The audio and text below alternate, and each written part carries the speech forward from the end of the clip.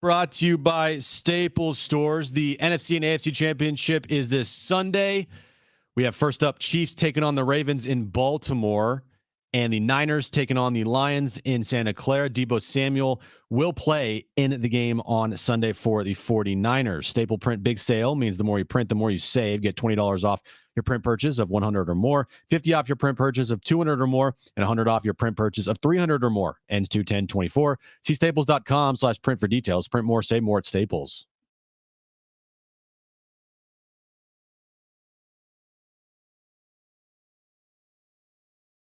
All right, San Diego and Southern California, what's going on? It's hour one of Jon and Jim. We're with you until 6 p.m. We'll get you ready for Championship Sunday. We promise you that. Cynthia Freeland is on the show. Great voice from the NFL Network. She's been with us the last 2 weeks. She is a Lions fan, a Michigander, I think is what you say. Someone that's from Michigan, a Michigander. Huh? Anyway, you wouldn't know. You've never been there. Have you been to the country of Michigan? No, I've never been to the country of Michigan before. Anyway, she's come on for 2 straight weeks. The Lions have won 2 straight weeks. So we're trying to give her a good luck charm. We're trying to give her a good luck charm. Are you rooting against Cynthia? Yes, I am. 100%. That's true, because you're a Niners fan. I'll tell it to her face.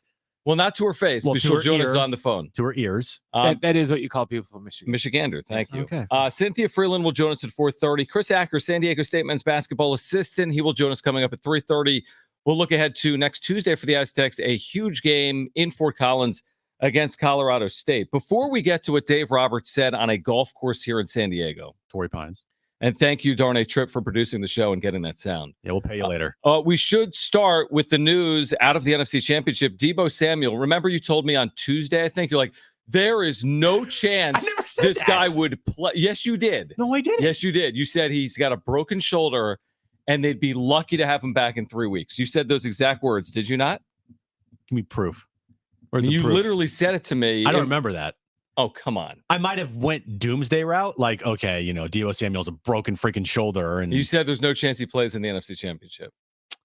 Well, I guess I was wrong. You were wrong. So now Kyle Shanahan says he's a full go in practice. Deebo will play. What does this change for the Niners? Who didn't have him basically for the whole game, struggled on offense, but it was wet, still found a way to win. This kind of changes things, doesn't it, if he's healthy? Well, I don't think he's fully healthy, but still, an 85% Deebo is better than no Deebo. Mm-hmm. It changes things from a standpoint of him being out there. And when he's out there, they're a better team. When he's not out there, it's much more difficult. That's what changes. And we'll see what happens. All right, we'll see what happens. All right, Cynthia Freeland will join us coming up at 4:30. We'll ask her analytically the impact of Deebo Samuel, who will play on Sunday for San Francisco in the NFC Championship. Of course, those games coming up. The winners heading to the Super Bowl in Las Vegas. So, Torrey Pines is going on right now. By the way, what a spectacular day. Like, the weather is unbelievable outside. It's a beautiful day for golf. That tournament's going to wrap up on Saturday. But Darnay Tripp from NBC7, he had us on his YouTube show last night, NBC7 on Friar Podcast. But before the show, he had posted like a video of Dave Roberts at Torrey Pines talking about a number of things. So let's hear from Dave Roberts. This starts with his thoughts on new Padres manager Mike Shildt, but takes an interesting turn about 30 seconds into this soundbite. So take a listen to Dave Roberts on Mike Shildt, also on the Padres-Dodgers dynamic. You know what? I just love his calmness. He loves players. He loves the game of baseball. Certainly he's got experience at the major league level, and I think it's going to be a good fit here in San Diego. And we got our work cut out, against these Padres and Mike in particular. First off, they lost Peter Seidler, who was a good friend of mine, a great, person, and did so much for the community and charity. As far as the organization, it's a very talented organization. So obviously when you bring back Musgrove and Darvish is healthy and lose Soto, but then you've still got Tatis and Machado, the foundation, the nuts and bolts are still there. So it's a rivalry that we have in place, and it's going to be a fun season. Whoa. He said the magic word. He did. Rivalry. From the Dodgers. It's one thing to hear it from the San Diego side, but to hear it from the Dodgers side, how often have we been told over the last 3 or 4 years it's not a rivalry and it comes from LA, right? Well, it not only it doesn't come from the Dodgers, because the Dodgers are the ones that are telling people it's a rivalry. it's coming from their fan base, right? But have we heard a lot from the Dodgers players about it being a rivalry? A lot? I don't think so. More Dave Roberts than players. Yeah, exactly. But hey, you know how things turn into rivalries, John? The other team that always gets their ass kicked finally wins one. Well, that happened. And that's why it turned into one. And by the way, they've still met in the postseason 2 of the last 4 years. Yep. They've met in the postseason 2 of the last 4 years. Yeah, the Padres haven't been on the Dodgers level in the regular season. But the Dodgers, who won a postseason game more recently? The Dodgers or the Padres? The Padres, John. The Padres. Who won a series more recently? The Dodgers or the Padres? The Padres. So it's hard for me to be, I'm constantly told by Dodger fans it's not a rivalry. Yet they're constantly listening to the show and watching us on YouTube telling us it's not a rivalry. If it's not a rivalry, why are you listening and watching every single day? We get more Dodger trolls like messaging us on Instagram and TikTok and X and whatever the case may be than anything. It's kind of amazing. Like, we have a lot of Padres fans that message us, but we also have a lot of Dodgers fans that message us. And at the same time, I'm thinking to myself, guys, why are you so concerned about the Padres? Oh, yeah, you have no lives. Well, no, I don't think it's that. It's because the truth is they haven't. I mean, we've talked about this a lot. I mean, you have to go back to 1988. And I know you're going to say, no, it's a 60-game season. Everything was just different. Let's be honest with each other, folks. It just was. I'm not saying San Diegans wouldn't have taken a World Series. Anyone would take a World Series. But don't tell me, Dodger fans, that 2020 is like 1988. And then you look at recent postseason success or lack thereof, and the Dodgers have won all these games the regular season, and they haven't even won a postseason series. I mean, they're swept by the Arizona Diamondbacks last year. They lost in 4 games the year before to the San Diego Padres. So maybe what Dave Roberts is saying is accurate, because the Padres have won a postseason series against the Dodgers, because the Padres have won playoff games more recently than the Dodgers. So do you buy it? I mean, 877-767-4760. Is it a rivalry? Or 70470 started with team? I mean, do you think it is, Jim? I mean, would you consider it a rivalry? I think it, from the San Diego perspective, I think it is. From the LA perspective, maybe it's arguable, but you hear someone like Dave Roberts say it, and it lends credence to it being a rivalry. Dodgers Giants is number one. All right, as far as the rivalry goes in baseball, them, Yankees, Red Sox, those two are iconic rivalries through the sport that are like, they're legit. Okay. But yeah, Padres Dodgers, that's also a rivalry too. It might not be to the level of Yankees Red Sox or the level of Giants Padres or Giants Dodgers. Yeah, I agree with that. But it's still you can have multiple rivals. Are you only allowed to have one rival? Is that a thing?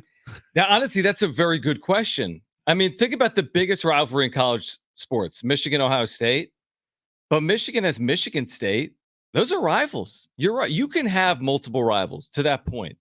Like Michigan has Ohio State, but there's no one in Michigan. There's a lot of Michigan talk this segment with Cynthia Freeland earlier. We just love Michigan here. Michigan's rival is Ohio State, but Michigan's rival is also Michigan State. So you can have multiple rivals. I'm trying to think of other examples. To your point, I mean, Giants Dodgers is obviously of more significance. It goes back like 100 years to New York City. But that doesn't mean you can't have additional rivals. Yeah, I think you can have multiple. And it's through all sport. It's when two teams, fan bases, I think, hate each other the most, along with the both teams have to be good and have to play a lot within a good window, right? So the Padres, like you said, they faced off against the Dodgers 2 times the last 3 years in the postseason. Well, 4 years. Sorry, 4 years. To me, it's a rivalry, and it's the end of story. Dave Roberts has said it multiple times over the last couple of years. This is not the first time he has mentioned that, but just to reiterate to any Dodger fan out there that continues to say it's not, and no, you don't care about the Padres, and the Padres are irrelevant, and the Dodgers don't care, and they're not the rivals. Like Dave Roberts is saying it's over. You might as well just give up now. Yeah, I mean, I think a good way to describe it, and someone in our chat on YouTube said like it's a regional rivalry, and maybe that's fair. I mean, I don't think people around baseball are saying, hey, Padres, Dodgers, that's the thing. But I do remember them saying that in like 2021, coming off 2020, and there were the Sunday night baseball games, and there was Tatis homering off like a Bauer, and then a year later, you're in the postseason, and it's raining, and the Padres are beating the Dodgers. So, like, there's a dynamic at play there that isn't just some typical, like, hey, the Padres are playing the Brewers. I think that's fair. It's certainly elevated from that. But, is it ever going to be the best rivalry in baseball? Well, who even cares? But the idea that Dodgers fans don't care about the Padres because I think is them just saying that, and I don't exactly know why, because they see themselves as big brother to little brother, even though little brother beat them the last time they met in 2022. Exactly. Right? And at the end of the day, for being 100% honest right now, the reason why we're talking about this is because the Padres have not done anything. So this, to me, right? If you want Padres, Dodgers, whatever content, guess what? Dave Roberts is giving it to you. Yeah. And he's telling you, hey, the moves that they've made, the Dodgers, obviously, those are big time moves. Not going to say they aren't, but still the Padres are a team that has beaten the Dodgers as recently as 2 years ago. And it's not like their team is completely gutted. So they're going to still be potentially, hopefully, if you're a Padres fan, a thorn in their side. Yeah, like I think a big mistake because, we've been critical of the Padres offseason and it's been disappointing compared to where they've been in previous off seasons in terms of moves. But I think what's short-sighted is to forget about what they have. And AJ Preller has talked about that. And just because 2023 was disappointing or a down year doesn't mean that's going to be the case necessarily in 2024. And it is true. A lot of teams would take Tatis and Machado and Bogarts and Darvish and Musgrove and others. They would. So I think they're well-positioned. I don't personally believe they're as well-positioned as the Dodgers, who've spent $1 billion and won 100 games a year ago. But even Dan Zaborski from Fangraphs, who joined us a week ago, said this is not some guarantee that the Dodgers win the division. Statistically speaking, maybe it's in the 80-85% threshold, but that means there's a 15 or 20% chance they don't even win the division. So, yes, the Dodgers have had the more impactful offseason. Now what's going to happen on field when they meet March 20th in Korea? Yeah. Padres fans hate Dodger fans. Dodger fans hate Padres fans. And it goes and goes and goes and goes. And on the field, there's talent on both sides, obviously. And it just, once they beat the Dodgers in the postseason 2 years ago, that's when it officially, in my mind, became you can now say with certain, if you're a Padres fan, this is a rivalry. Because before that, you got nothing to hold your hat on if you're a Padres fan. Yeah, I agree with that. And you need to have at least beaten them. You need to at least have won like a division title or like what happened, beat them in the postseason or even just win a World Series, right? By going through them. It's a rivalry. Yeah, I mean, the issue has been, and I've talked about this a lot, like the regular season dominance is fair, as in the Dodgers have just dominated the division. I mean, they just have, by and large. There was 1 year they finished a game behind the Giants recently, but outside of that, they've dominated the division. But I think we get carried away a little bit with the division. We've talked about it now the last couple of years. I mean, at the end of the day, the Dodgers aren't trying to win the division. They're trying to win a World Series. And they've won divisions without even getting out of the divisional round, where the Padres haven't won divisions and have made it to a championship series as recently as 2022. Best of all worlds is you win all year. You win 100 games in the regular season if you're the Padres. You win in the postseason. You get to a World Series. But, I mean, that's potentially asking a lot. And, again, you don't have to do it. Diamondbacks were in the World Series last year with 84 wins. Are the Diamondbacks a rival of the Padres? No, not at all. They're not. Because I've been to Diamondbacks-Padres games, and I've, never even seen, a Diamondbacks jersey. Of all the games, of all the opponents for the Padres, Marlins and Diamondbacks, I don't even see opponent fans. What about the Giants? You see a lot of opposing Giants fans? fans? Yeah, you see a ton of opposing Giant fans. I don't think it would be to the same level as the Dodgers, and I think the regional rivalry plays a role there with LA being closer than San Francisco. And I understand it. Again, the Giants and the Dodgers have each other. So this is now secondary, but you wouldn't consider the Diamondbacks and Padres to be rivals in any circumstance, would you? I would only say they're quote division rivals, just because they're in the same division. Well, and if 1 year they're competing for a division championship or division title or whatever. But have they ever gone up against each other and finished first and second for a division in the history of the division? I don't know if they have. I doubt they have. And then there's Colorado. They're in the division too. Are they a division rival? Just because you play them 19 times a year, now it's less than that. So I think it's elevated from that. From a Padres fan perspective, I know it's elevated. I know Dodgers holds a special place comparatively to other teams. Wouldn't you agree? Yeah. More than the Angels. Yeah. And here's the one thing about the Dodgers. Would you say they're as of right now, just throughout the entire sport of baseball, from what they've done, one of the most hated teams in the sport. Yeah, definitely. Like, they're going to draw the most eyes. They're going to draw the most fans. They're Yep. going to draw, when they go on the road now, it is going to be, one of the Dodgers in town. Yeah. Want to go see a good baseball game, good baseball players? Let's go watch the Dodgers play. Yeah, But absolutely. the opposing team's fans always hate the Dodgers because they win a lot. Now, they don't win World Series at all, Right. but they win a lot of games in the regular season.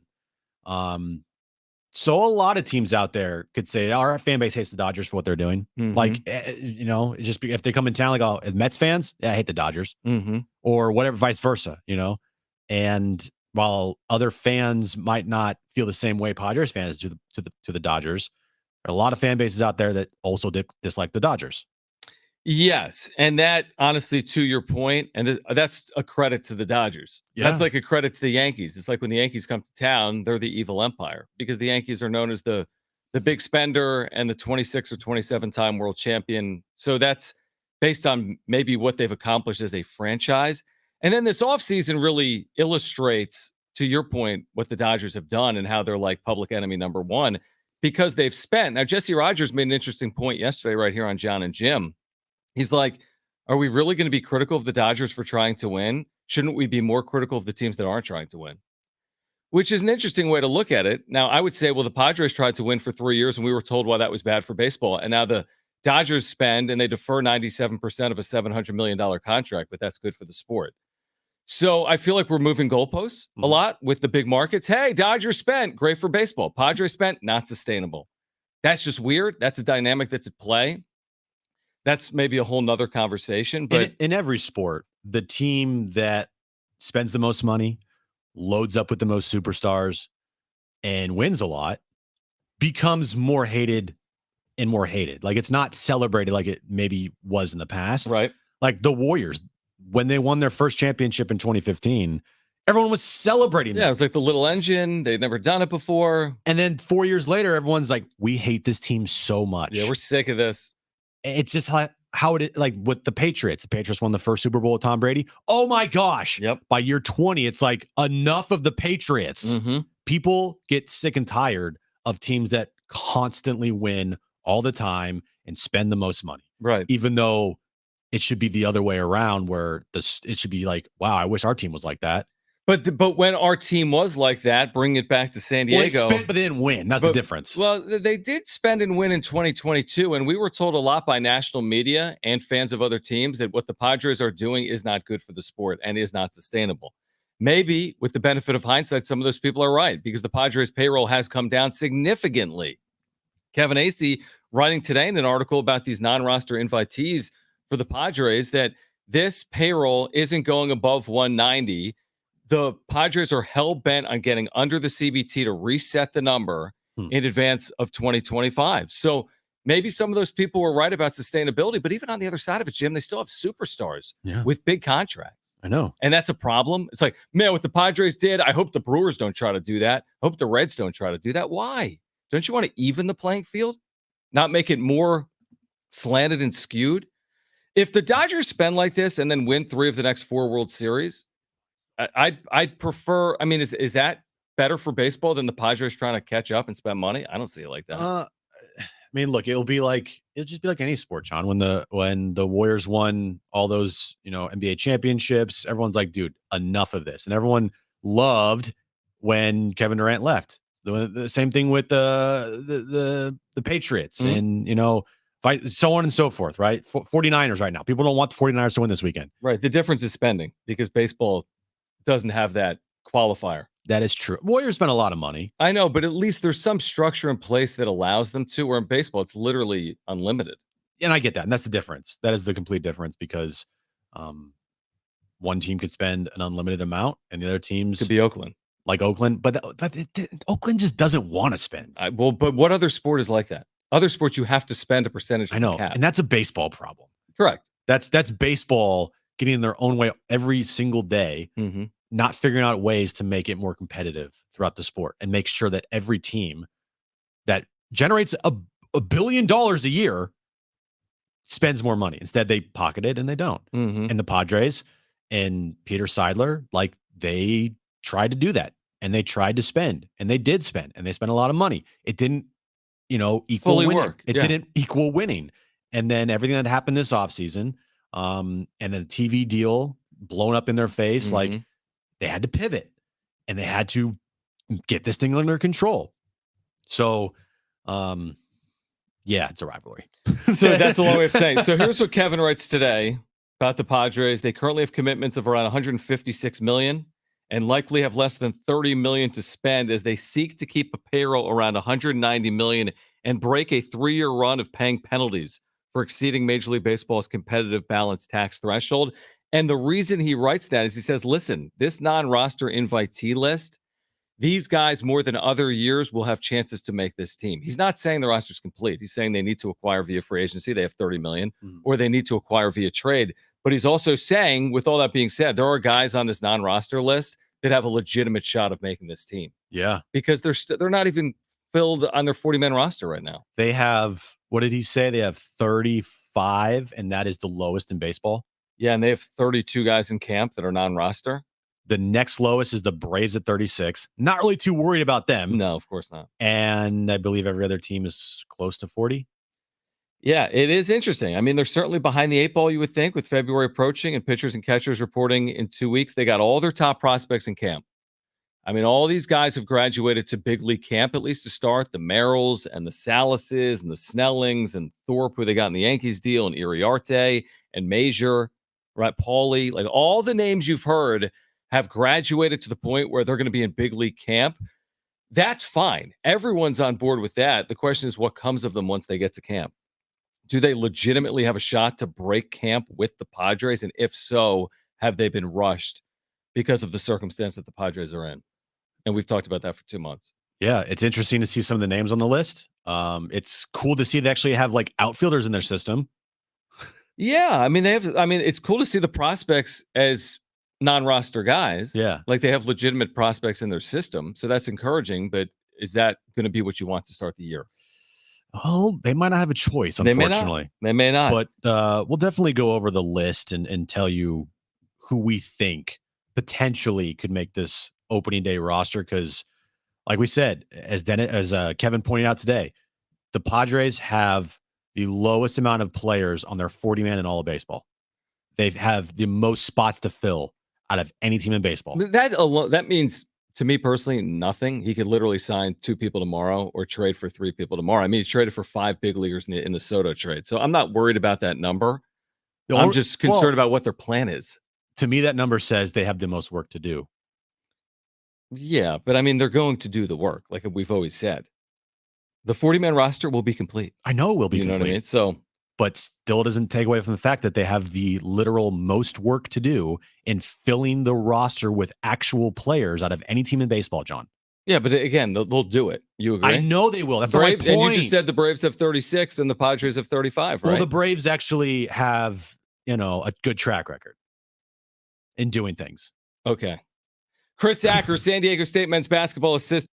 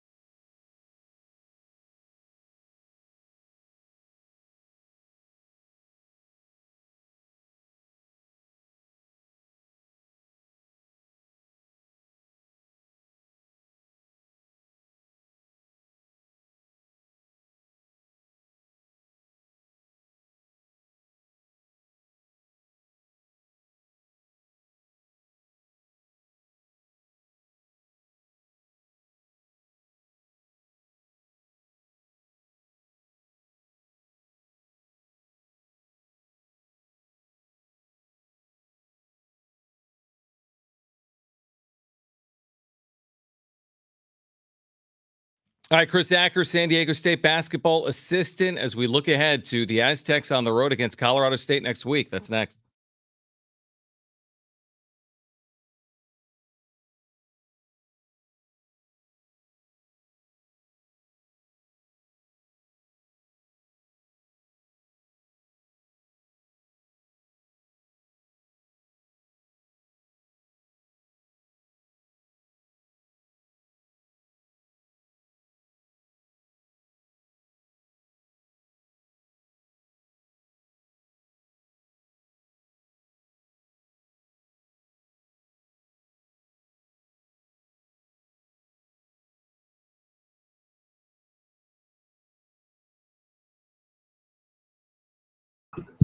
JD Gaucho, man, appreciate you. Thank you for your super chat, guys. If you're here, please subscribe. You're on content for you. Appreciate the super chats. We get to him during breaks.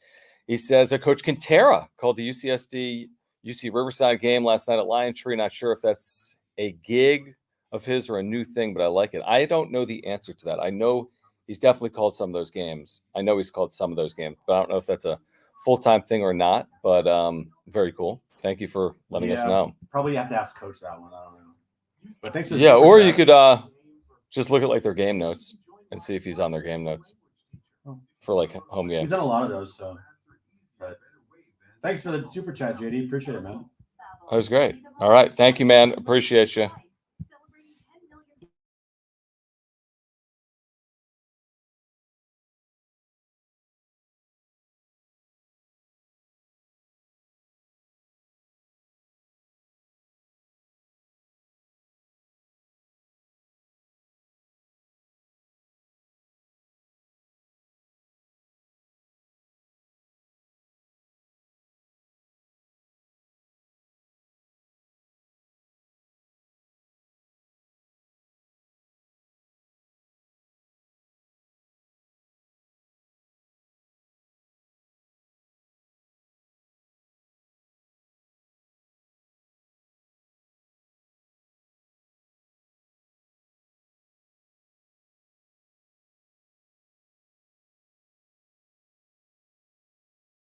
All right, this update is brought to you by Staples Stores. NFC and AFC championship games this Sunday. First up, Chiefs, Ravens in Baltimore, followed by Niners, Lions in Santa Clara. Deebo Samuel will play for the 49ers this weekend after injuring his shoulder versus the Packers. And looking at the Farmers Insurance Open leaderboard right now, Steven Yeager leading the tournament at 11 under par, followed by Thomas Dietrich at 10 under par. Staples Print Big Sale means the more you print, the more you save. Get $20 off your print purchase of 100 or more, 50 off your print purchase of 200 or more, and 100 off your print purchase of 300 or more. Ends 2/10/24. See staples.com/print for details. Print more, save more at Staples.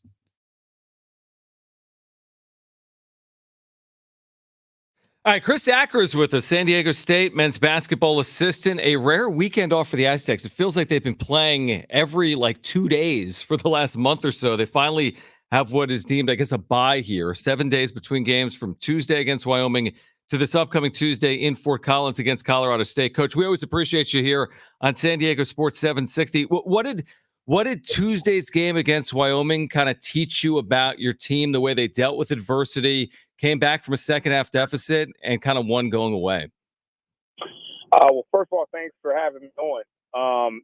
Every game teaches you a different lesson, and Wyoming's no different from that. I think the biggest thing we learned was that we got to be able to be flexible, make adjustments, players and coaches in the middle of games. And that was a game where they were allowing us to shoot the basketball perimeter, and, the ball started off going in, and then as the game went on, we missed a lot of them, and then so we made an adjustment by, getting our bigs in there, and then our guys started getting paint touches and started getting middle. So that was a huge adjustment for that game. Do you think that this is a good time to have this week layoff for you guys in the season? Oh my goodness, yeah, that's the best time. The best time.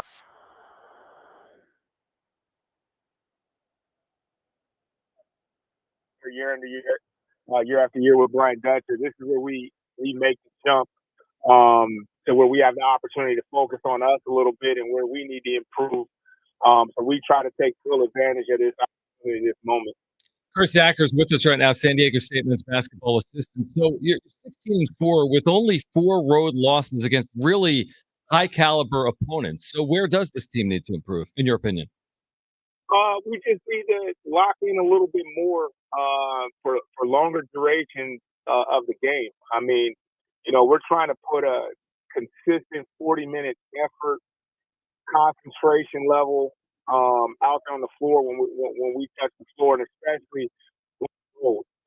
And our ability to concentrate, our ability to communicate, and not just lock into a game plan, but one of the things we talk to our guys about is playing with energy within the game plan for 40 minutes. And then you couple that with also being disciplined, finishing every possession with a rebound, and then putting ourselves in a position to get offensive rebounds on the other end. So that's what we're looking for, just a 40-minute effort of trying to bring energy. Talking back about the rest that you guys are having, and you mentioning how this is the time that you guys turn it on, and Dutch is doing a great job every single year at this point in the season. What does he do exactly? What do you as a coaches have do exactly to where you always as a team seem to turn it on at this time of the year?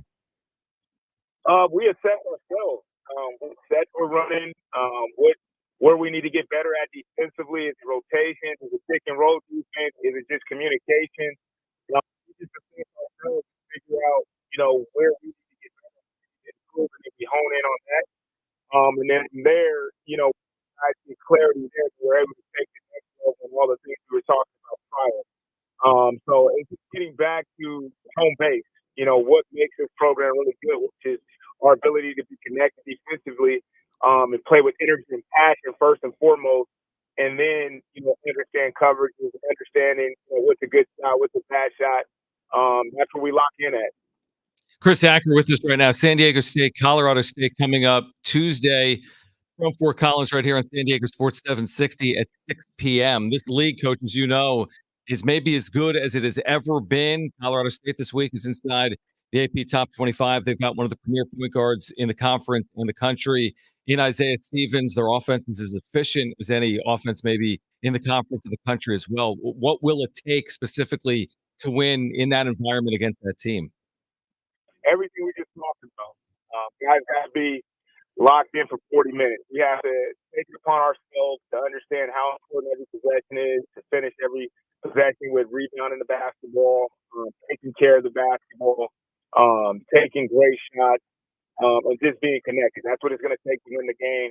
Like you said, this league is unbelievable. But I remember Isaiah Stevens as a freshman. I mean, what's happened in this league is guys can continue to get better, continue to improve, continue to get that shoulder. When you played against the Aztecs for 4 years in a row, from your freshman year, you develop a little personal vendetta about our program. So, we understand where the hunch is, and that comes with a great deal of responsibility.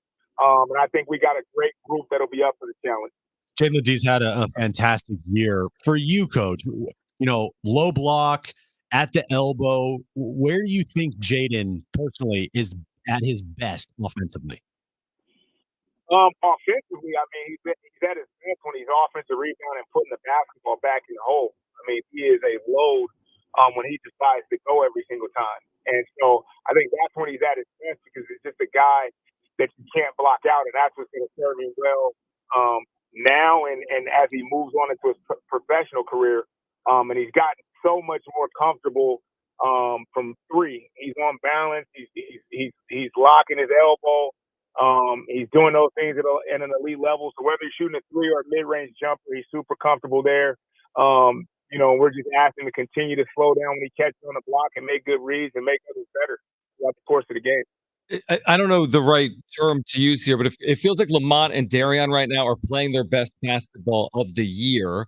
And Dutch had them out there together for a good portion of the game on Tuesday night. They didn't turn the basketball over collectively. I think the team only turns it over 2 times, which is remarkable. What are you seeing from Lamont and Darian right now? I mean, it's the same thing I talked about when I said Stevens. I mean, that's the luxury Coach Dutcher and our staff has. We have 2 veteran guards that understand each other, that understand what this team needs in the moment. and they're both out there playing to win. So ultimately, you can trust that. And, we're just super proud of the fact that they've been taking care of the basketball all year. And as they get more and more comfortable, I mean, Darion's in a new role. He's come off the bench. He's embraced it.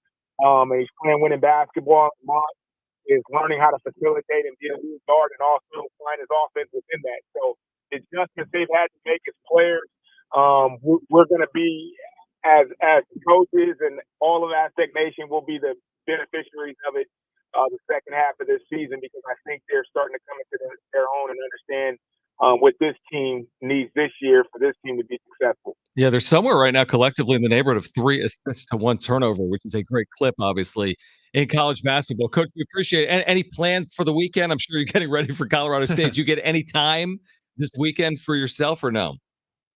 A little bit of time, yeah. I'll spend some time with the family and everything, but at the end of the day, we got to get this win, and we'll just be watching film as a staff and hoping our guys are taking care of their body and mentally ready to go. Huge game Tuesday night, 6:00 Pacific. Aztecs and Rams from Fort Collins right here on San Diego Sports 760. Chris Acker, always appreciate your time. Enjoy the weekend. We'll catch up with you very soon. All right, sounds good. I appreciate you guys having me on. Go Aztecs. All right, that is Chris Acker. He's done an amazing job on Brian Dutcher's staff over the last 4 or 5 years, and talking about where they are and what's to come. That answer about Jalen Ledee kind of surprised me, because you would think, all right, has the ball in his hand, where would you want it? And he's like, actually, offensive rebounding. He gets the ball and he's at a full head of steam. Like, that's where he is his best. Unstoppable. He'll either score or be fouled. Yeah, going after the basketball, getting a rebound, like you said, either score or get fouled.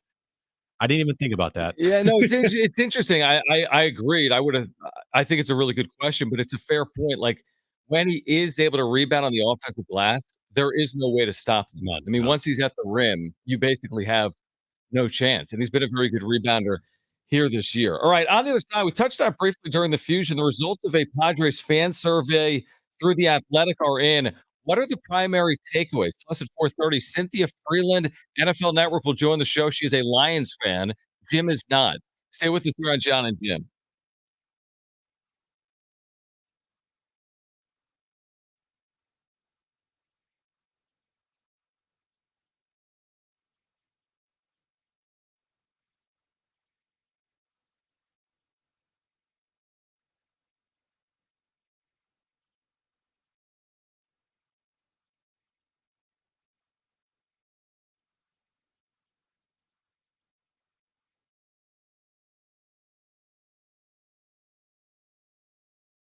Hey guys, Novo Brazil Brewing in Mission Valley is now open. You got to get there this weekend. Championship Sunday, college hoops, sports going on all day long this weekend over at Novo Brazil Brewing. It is the premier sports bar in San Diego. I was there last weekend. It's incredible.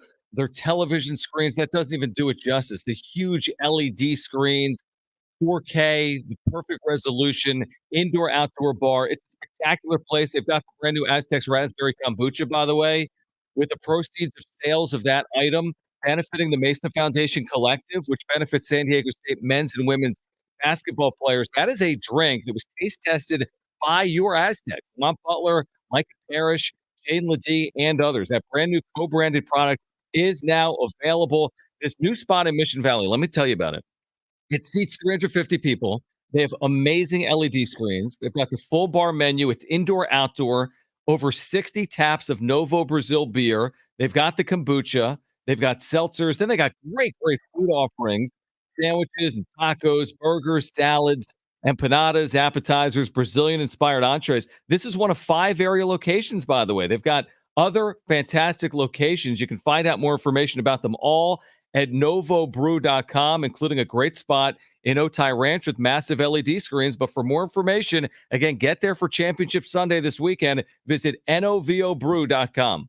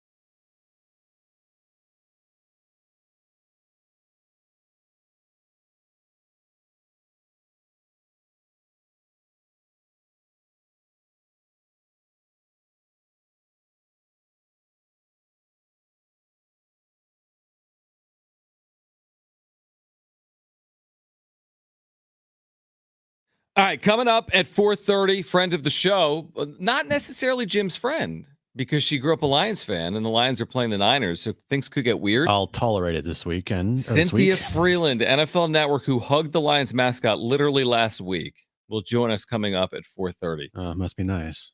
I didn't see you hugging the Lions mascot. Because I Or didn't. even the Niners mascot. Because I didn't. Sourdough Sam did not hug him. No. Sourdough Good. I was Sam. just gonna ask, what's his name? Yeah, Yeah, Sourdough Sam. I like that. it's interesting. Like sourdough, like bread. Duh, John. San Francisco, sourdough. Yeah, that's what Oh. happens. Yeah. And he's a coal miner for the gold. Yeah. Oh, Yeah. Why are they called the 49ers? I'm kidding. By the way, okay, we have the results of this fan survey, right? Yes. So we're not going to go through everything. Why not? Okay, because that's basically what Dennis Lynn wrote about. So subscribe to The Athletic. Oh, yeah, that's true. Here's my primary takeaway, okay? And this is the lead of his article, essentially. That out of the 1,500 people that responded, essentially, only 4.9% expressed strong confidence the Padres are moving in the right direction. There's your lead. Mhm. What a difference a year makes. Now, by the way, you look at all these results, and if you have a subscription to The Athletic, you'll see it play out.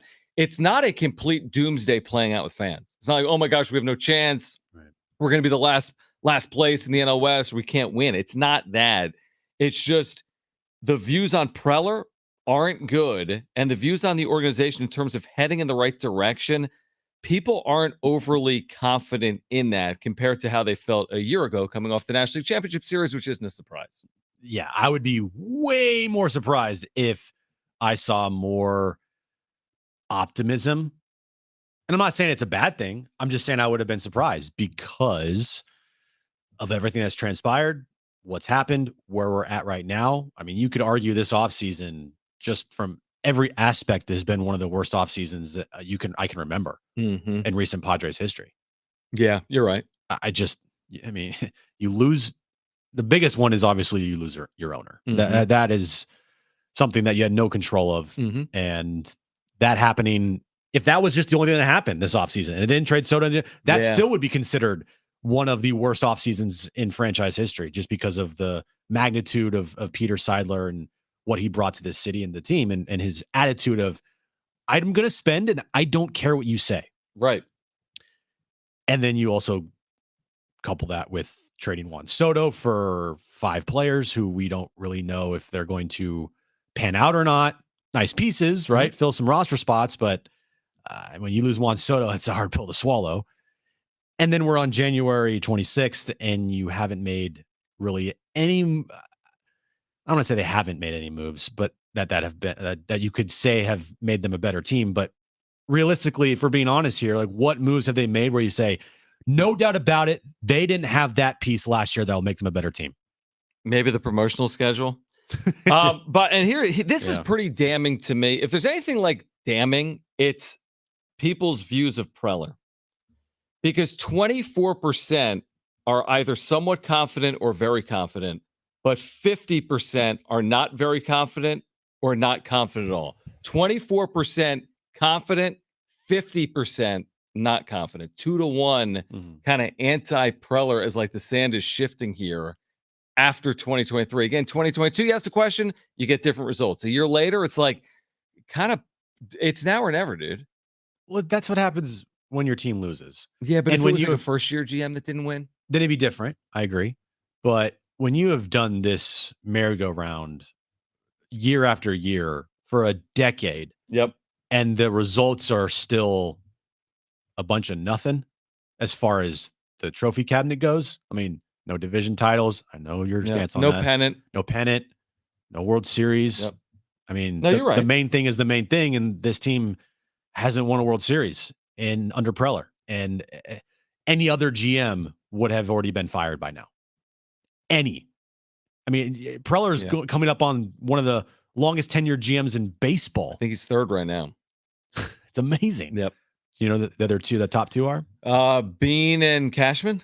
I think is right. I don't know if that's certainty, but that sounds right. Yeah. I don't even know what Bean's technical title is currently. Like president or something. Those would have been my guesses. He's anyway. top like 4 in tenure is the point. He's been there since the early 2000s. But I'm saying Preller is like now like one of the top 3 or 4 decade most plus tenured GMs. I every other team has gone through a GM, Yeah. president of baseball operations, shuffling. Yeah. Not the Padres. Right. And they have nothing to show for it. Rizzo, by the way, with the Nationals might be right there as well. It's been 10-ish I think years, Rizzo, yeah, but maybe. Yeah. So But the point is, Cashman and John Wazalek. Oh, from the the yeah, Cardinals, St. Louis. Yeah. they're 1 and 2. Okay. But he's third, Brent? Rizzo is third. Preller's fourth. Okay. Oh, okay. So yeah. So the point stands. He's very well tenured at this point, and what the others have, Cashman a ring. It's been a while. Yeah. Mozeliak a ring. Yes. Who was the other? Rizzo a ring. Rizzo a ring. The only ring we have is like a promotional giveaway. I don't know if they've done that, but Well, a nice promotional giveaway. correct. By the way, here's the other thing, and this isn't Eric Itzenda's fault. How confident are you in ownership led by Eric Itzenda? Very confident 2%. Because we never even heard from him yet. That's what I'm Or saying. seen him. But that speaks to the value of public relations. Yes. Because you're speaking, who are you, like your constituency, I don't know if that's the right word, is Padres fans. You need to communicate with them. Yeah. What are we waiting for? The start of the season? And that's fine. That is what we're waiting for at this point. But there's been a bunch of nothing. It's especially coming off of how easy it was to just reach out to Peter Seidler and how accessible he was, Right. and how he might not have talked every day in the offseason, Right. but he was very easy to talk to reach out to. Hey, Peter, can I talk to you for, like, it was a very easy relationship between Peter, media, fans. Like it was very cordial, very easy. You kind of knew what Peter was thinking most of the time. Complete opposite with Eric Ascenda. As of right now, it could change. Hope it does. And I understand there's a lot of moving parts here, and this is all newish. But yeah, you go from one of the best communicators and one of the people that always communicated with the fans as much as you possibly could to right now you've heard nothing. It is a hard transition. Which again may not be Eric's fault. And Right. when he speaks, it may Right. be spectacular. Yeah. So we should reserve judgment. But Yep. I think from like a PR perspective, it is a little odd that you've had this much time. It's not forever. But Peter passed in what month? Was it November? in November? I mean, it's been a good amount of time that at some point we're going to need to hear from who's representing ownership. And I guess it's coming at spring training. All right. Cynthia Freeland, NFL Network, will join us at 4:30. We've got a great giveaway for you in the 4 o'clock hour. Tickets to see Janet Jackson and Nelly. We'll get to the wrap on the other side. It's hour 2 of Jon and Jim. We're with you until 6. Stay with us here.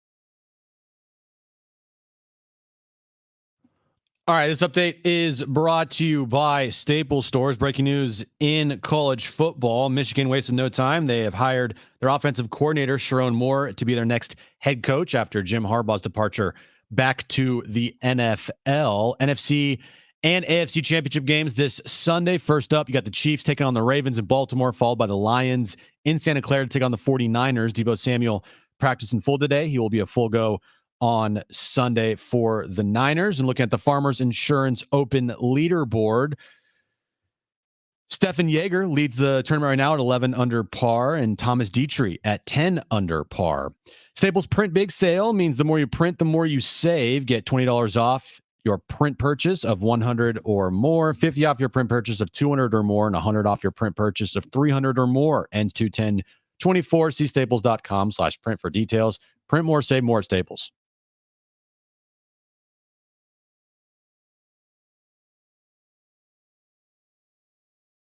All right, San Diego and Southern California, what's going on? This is hour 2 of Jon and Jim. We are with you until 6 p.m. here tonight. Cynthia Freeland, NFL Network, NFL analytics expert. You know I love analytics. And Ken Palm and net rankings and like she should maybe start like a website like Ken Palm, sin free, because Ken Palm, his actual name is Ken Pomeroy, Kenneth Pomeroy. Now, would you actually subscribe to that? Oh, low blow. Pew, pew, pew. No, you wouldn't, because you don't Here's subscribe. the thing. I do. It's like saying, Jim, do you subscribe to Hulu? Just hear me out. Like, let's say it's your mom's. I do. But no, some of these are your moms or Aaron's or previous girlfriends or previous dogs or previous people, right? Previous dogs. So let's say you have Hulu through your mom. Just hear me out, okay? And Brent, let's say you have Netflix through mom and dad, okay? I have Ken Palm. I just don't personally pay. How do you have Ken Palm then? Oh, same thing through my wife. Through my wife. Through your wife? Kristen's a big proponent. Oh, okay. So I'm saying everyone's got, you got Netflix, you got Hulu, you've got Amazon. So there is somebody paying for Ken Palm. Correct. Okay. See what I'm saying? Because how else would I have all the information I always have? That's true. You have it like right? that. I know it's the always info. on your computer. Yeah. And like whenever I ask you a Ken Palm question. Yeah, I got the deep Let me dive. look 1 second. Okay, I have it for you. Right, exactly. So I don't know. Do people study NFL analytics like they do? Like back in the day, hear me out. Sabermetrics, baseball, Moneyball. It's all people talked about after the movie, after the book. 20 years, right? BABIP, WAR, OPS, all this stuff. It's all people talk about. Do we really do that with football as much? They do on TV, and they break it down, whatever that's called, like the Amazon, like, the catch percentage was 2.13%, and Deebo made the catch. I think they tried to when they used to do that stupid sports science stuff. That too. But that didn't really go over well because people didn't really like it, and they stopped doing it. So they tried it. Right. Okay. Well, anyway, Cynthia Freeland, NFL Network, analytics expert. She will join us coming up at 4:30 this hour. Your chance to win tickets to see Janet Jackson and Nelly. By the way, you went to a Morgan Wallen. Is that always? Am I saying it right? Wallen. Morgan Wallen. You went last year. Yeah, when he was at Petco Park. Fantastic concert. Petco Park was electric. That's great. It was awesome. I didn't even ask your question. You just asked me, and I told you. I said, did you go to the concert? I wasn't asking for a review. But my point is, I just discovered his music. It's very good. Yeah, he's very popular. Okay, great. Next time, maybe invite me. Next time, maybe like Morgan Wallen first before I invite you. Good point. I wouldn't have gone last year. Okay, 4:30, Cynthia Freeland. Your chance to win Janet Jackson, Nelly tickets later this hour. Right now, let's get to this.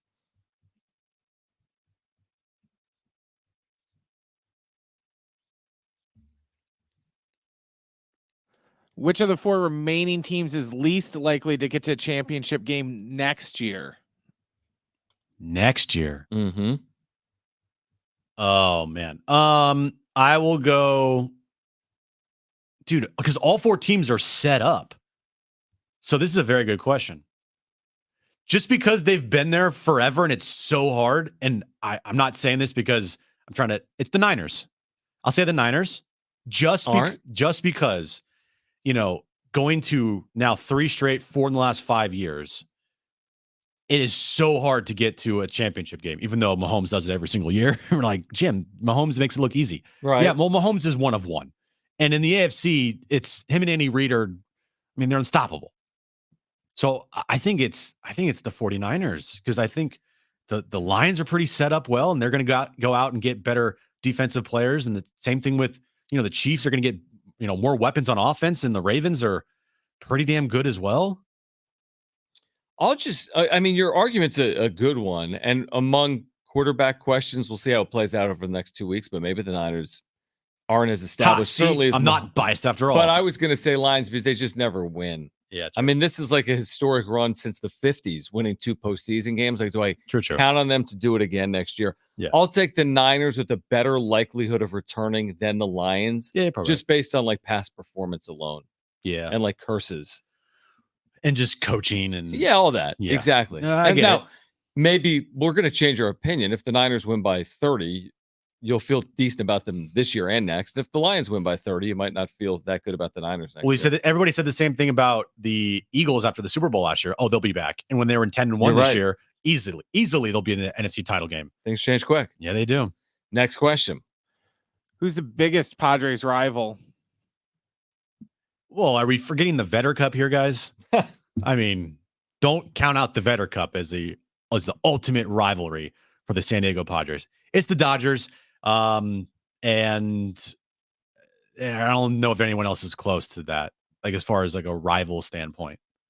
It is. I agree. I mean, I do think Giants, to your point earlier, is a significant series. I do. You're in the state of California. You have a lot of people from Northern California and Southern California and vice versa. Mm-hmm. So I think it is significant based on like regionality and how often the teams have met over the years. But it's Dodgers than everyone else. If there was a second, to me, it would be the Giants, but the first has to be the LA Dodgers.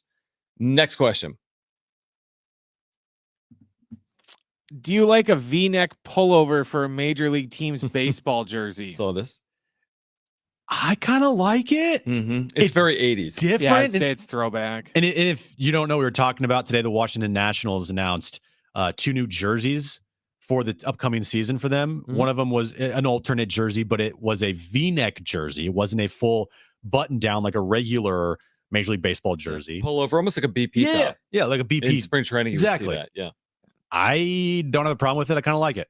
I don't mind. It's like John said, the 80s, everyone, team, that was Padres just their normal included. jerseys. The Cubs had those. Everyone had You know why, actually, for DC specifically, like, I'm not sure when they're wearing this, but let's say there's a Sunday home jersey, which is what it reminds me of, or like a day game alternate look. I would prefer to go with this if I'm like the Nationals, because it just looks like lightweight. DC in the summer is oppressive. And I wouldn't be surprised if someone's like, yo, can you get us like a comfortable midday jersey? We play in the nation's capital, which is like low-lying and hot and humid from May through September. But yeah, I'm not opposed to it. I mean, there have been some awful jerseys in baseball history. I wouldn't consider this to be one of them. It's unconventional for 2024, but yeah, I kind of like it.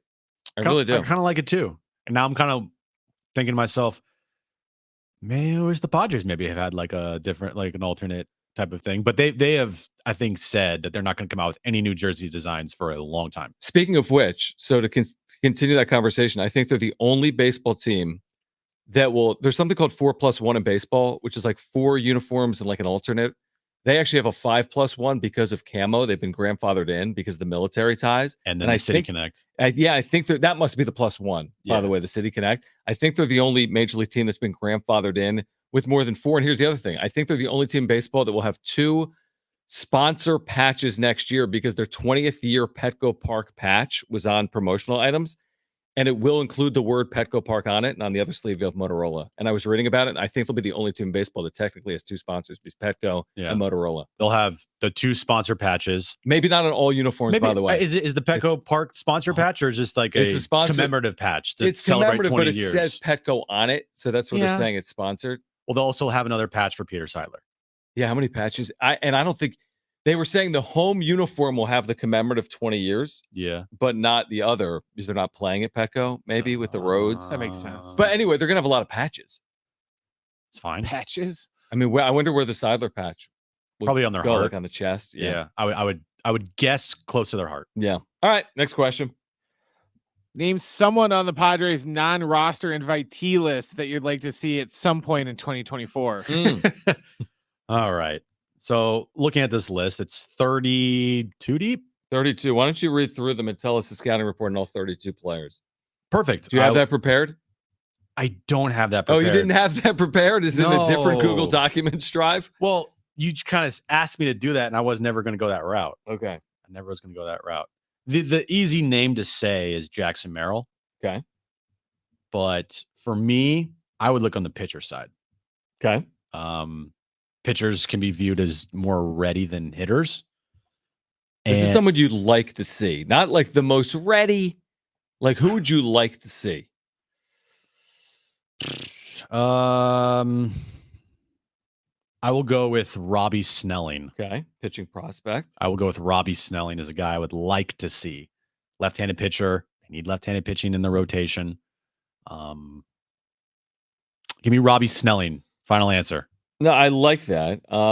I'll stick with your initial answer in terms of like to see, because we've heard his name obsessively for 2 years. He's only 20. I don't need to see him day one, but Jackson Merrill is an intriguing name in the organization that is nowhere near the reach of Ethan Salas, who's 17 until June 1st. I think I have that right.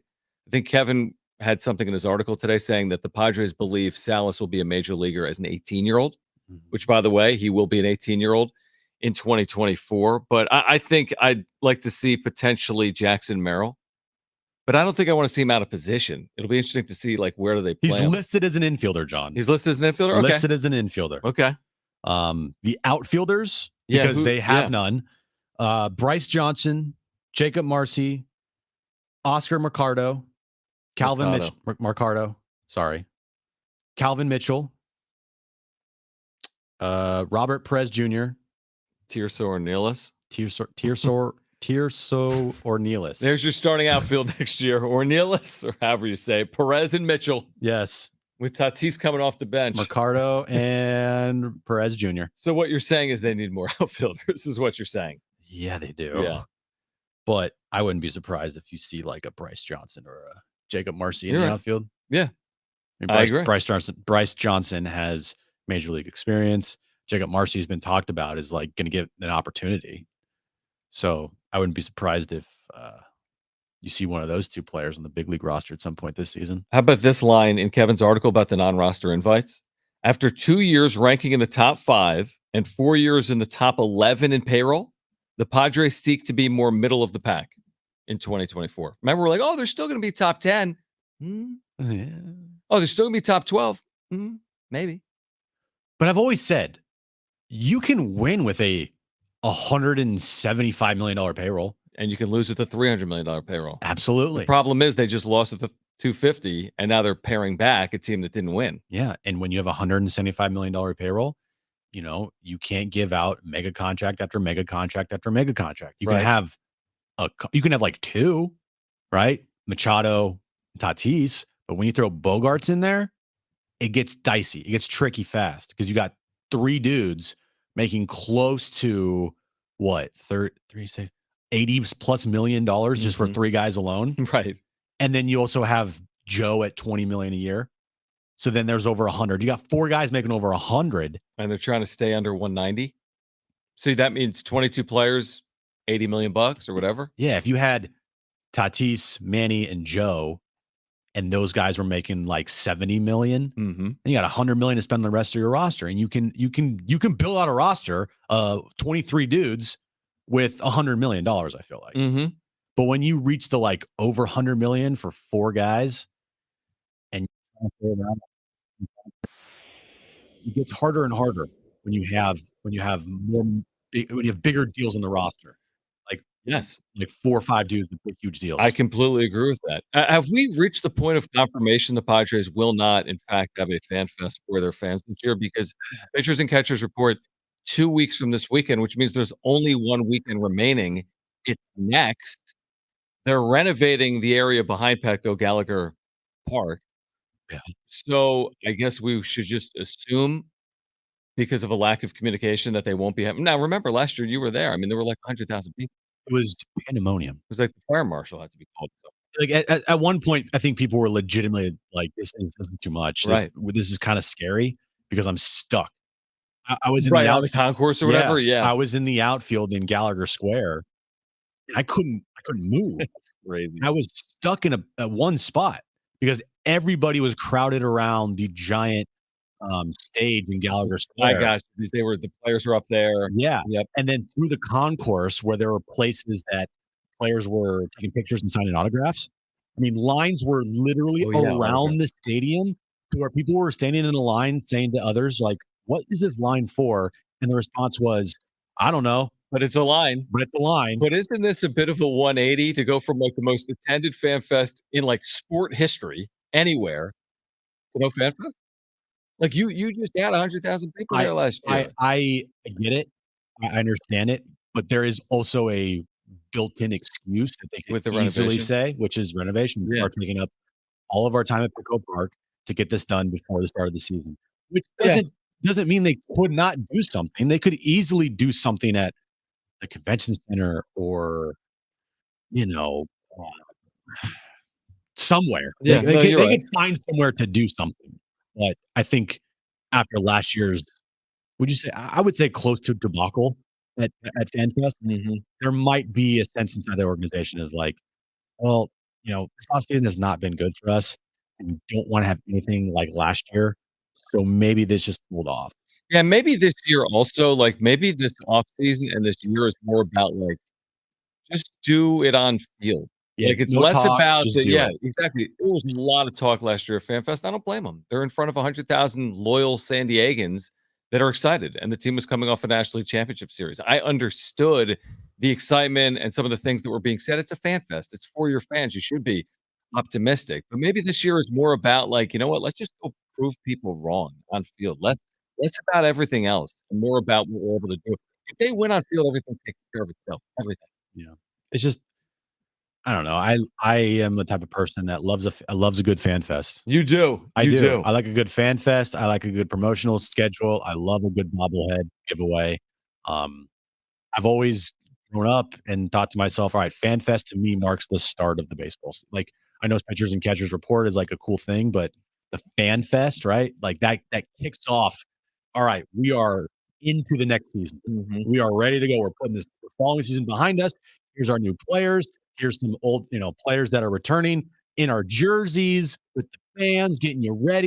New manager. You can go out and meet. Like to me, FanFest kicks things off. It'd be kind of weird if they didn't have one this year, but I understand it if the reasons are, well, the only place we can have it is at Petco Park, and there's It's not renovations going on. By the way, what has been playing out on social media? You typically have your pulse on social media literally 24 hours a day where I like don't fully understand things that are happening, but I just stumble in them. There is a lot of chatter around the Korea series Yeah. and the lack of communication related to like ticketing and travel, isn't there? I've been seeing I've it in seen my it. it I've seen keeps it. coming up. What's the deal with the Korea series? We've got like travel planned, Yeah. but we don't have ticketing for this. Well, in December, early December, the Padres tweeted out to a response of someone asking, they will have more information at the start of the year. And it's been Start of the like in January? Start of Okay. 2024. And then there was nothing. It was silence. And then I saw a couple, people on social media the other day kind of saying like, guys, Like, how am I going to Korea in less than 2 months without like I need like what are the packages? What are the tickets? so they did send an email to season ticket holders. Oh, they did. Either yesterday or today. I didn't realize that. I don't know exactly What it said. no, I do know what it said because Oh. it's online. Okay. And I mean, it's obviously too long to read, but it's basically telling season ticket holders there's going to be a date and time for the opportunity to get tickets for the Korean series.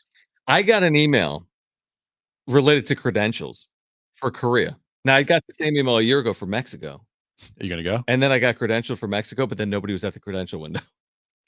What? But we had tickets because I went with my wife. No, I'm not going to Korea unless you No. want to do a wrap-up show from Korea. No. Jim would go to the wrong Korea, Yeah, you'd be in like Michigan. North Korea. Oh, he's wrong Korea. Yeah. Jeez. Well, what did you think I meant? Oh, I don't know. I wasn't even thinking about it. Yeah. So, I'm going to do the wrap-up show from North Korea. Yeah, Padres members were. And yes, You and Rodman. I'm reading this right Yeah. off of Ben's tweet Okay. because he summarized it. Padres members were emailed today with info on how they can get an opportunity to purchase Soul Series tickets. Registering for the purchasing opportunity does not guarantee members will get the chance to buy tickets. Oh my. That is, if I had travel plans, I would be upset. Yeah, I might be a little nervous. And also nervous if I didn't get tickets. If I didn't get tickets, I'd be like, what the hell? Now, last year in Mexico, it was 90% Padres fans. This was Padres Giants, and it was 90% Padres fans. I don't know what Korea would be like. I'm just gonna say that Ha-Seong Kim is pretty popular there. So is who's the other Korean that they just signed? Woo-Suk-Go. Woo-Suk-Go? Not to the level of Ha-Seong Kim. Agreed. Same thing with Jung-Hoo Lee, but he's not going to be there. But like those two players are pretty popular in Korea for the KBO. But I feel like Ohtani's pretty popular in Asia. But like I was just going to say, you have Ohtani and Yamamoto. True. You're probably going to get more Dodger fans there. This would be pretty cool. It's going to be really cool. I have no idea what to expect. How it's in going to look. Atmosphere. Well, I know this. I mean, atmosphere's going to be crazy. I know that. It's not a 10,000 feet elevation like Mexico City where the ball just, I mean, the first game, that game I went to was like, it was like 20 to 15 or something. Also, I think this is something that's not even being talked about, but how is this going to affect the Padres? LeBron? No, how is this going to affect LeBron's legacy and make it better? Right. How is this going to affect the Padres going into the season? Because, I mean, everything is thrown off. I mean, baseball players, are creatures of habit. Right. And when your spring training is thrown off by a good 2 weeks of not just little travel, but world travel and the body clock and the time change. And I mean, you're 17 hours to Seoul, Korea. Is that what it is? 17 hours. So how is that going to affect the team at the start of the year when everything is is thrown off for players that are major creatures of habit? You could ask the same thing about the Dodgers, but to your point, the Dodgers, and also they'll fall out of bed with. I mean, what impact is it going to have? They're not going to win because they played 2 games. In Seoul, but you're right. It's very, very odd, and that's a crazy long trip. All right, Cynthia Freeland on the other side, NFL Network, Niners, Lions. She's rooting for the Lions. I'm rooting for the 49ers. Plus, she'll get us ready for the AFC title game as well. Cynthia Freeland, NFL Network. She'll join us next.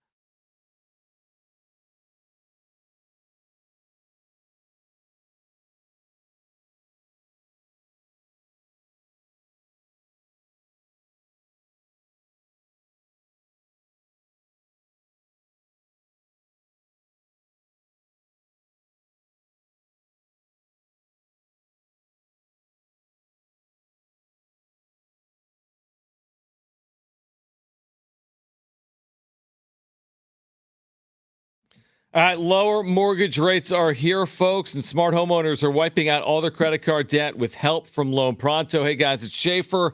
Right now with Loan Pronto, you can get cash out refinance rate of 5.49%. It's a huge drop, so you can get refinance now. Get cash out of your home's equity to wipe out all those credit cards and other high-interest loans. You can save hundreds every month with lower payments, or if you still have a mortgage rate in the 3s, you can use Loan Pronto's Express Equity line of credit. Just get the cash you need and leave your primary mortgage intact. Loan Pronto can get you $50,000, $75,000, $100,000, even $200,000 in just a matter of days. Bottom line, Loan Pronto's got several options to help you erase debt and take control of your finances. Call today, and you can even skip your next 2 mortgage payments. Call Loan Pronto right now. Here's the number. Jot it down. Put it in your phone. Call right now, 619-207-4336. 619-207-4336 or loanpronto.com. That's 619-207-4336. Equal housing lender, NMLS 1661781. 5.49% has 6.39% APR, subject to lender approval.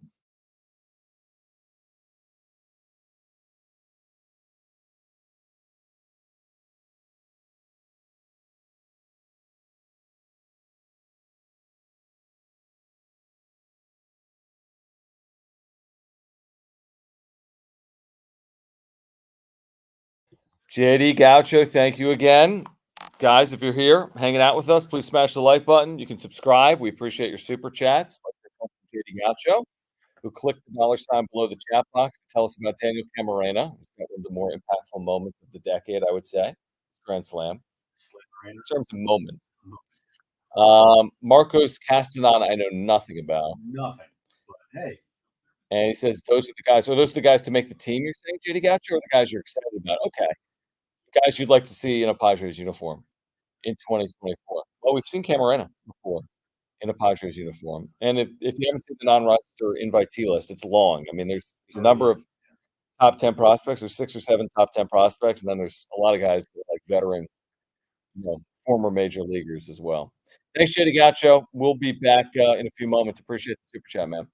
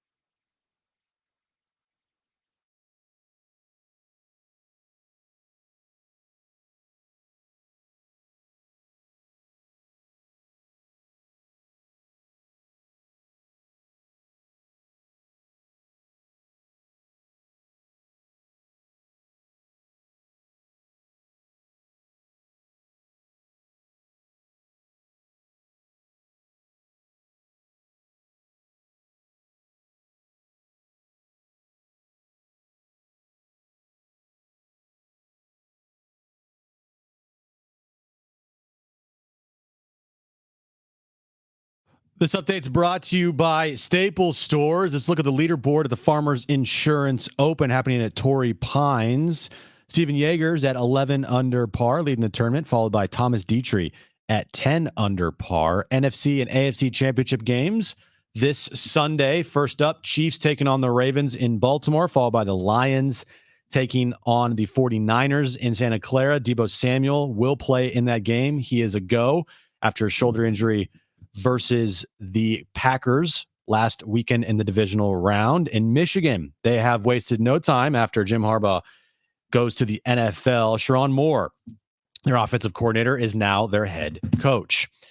Staples Print Big Sale means the more you print, the more you save. Get $20 off your print purchase of 100 or more, 50 off your print purchase of 200 or more, and 100 off your print purchase of 300 or more. Ends 2/10/24. See staples.com/print for details. Print more, save more at Staples.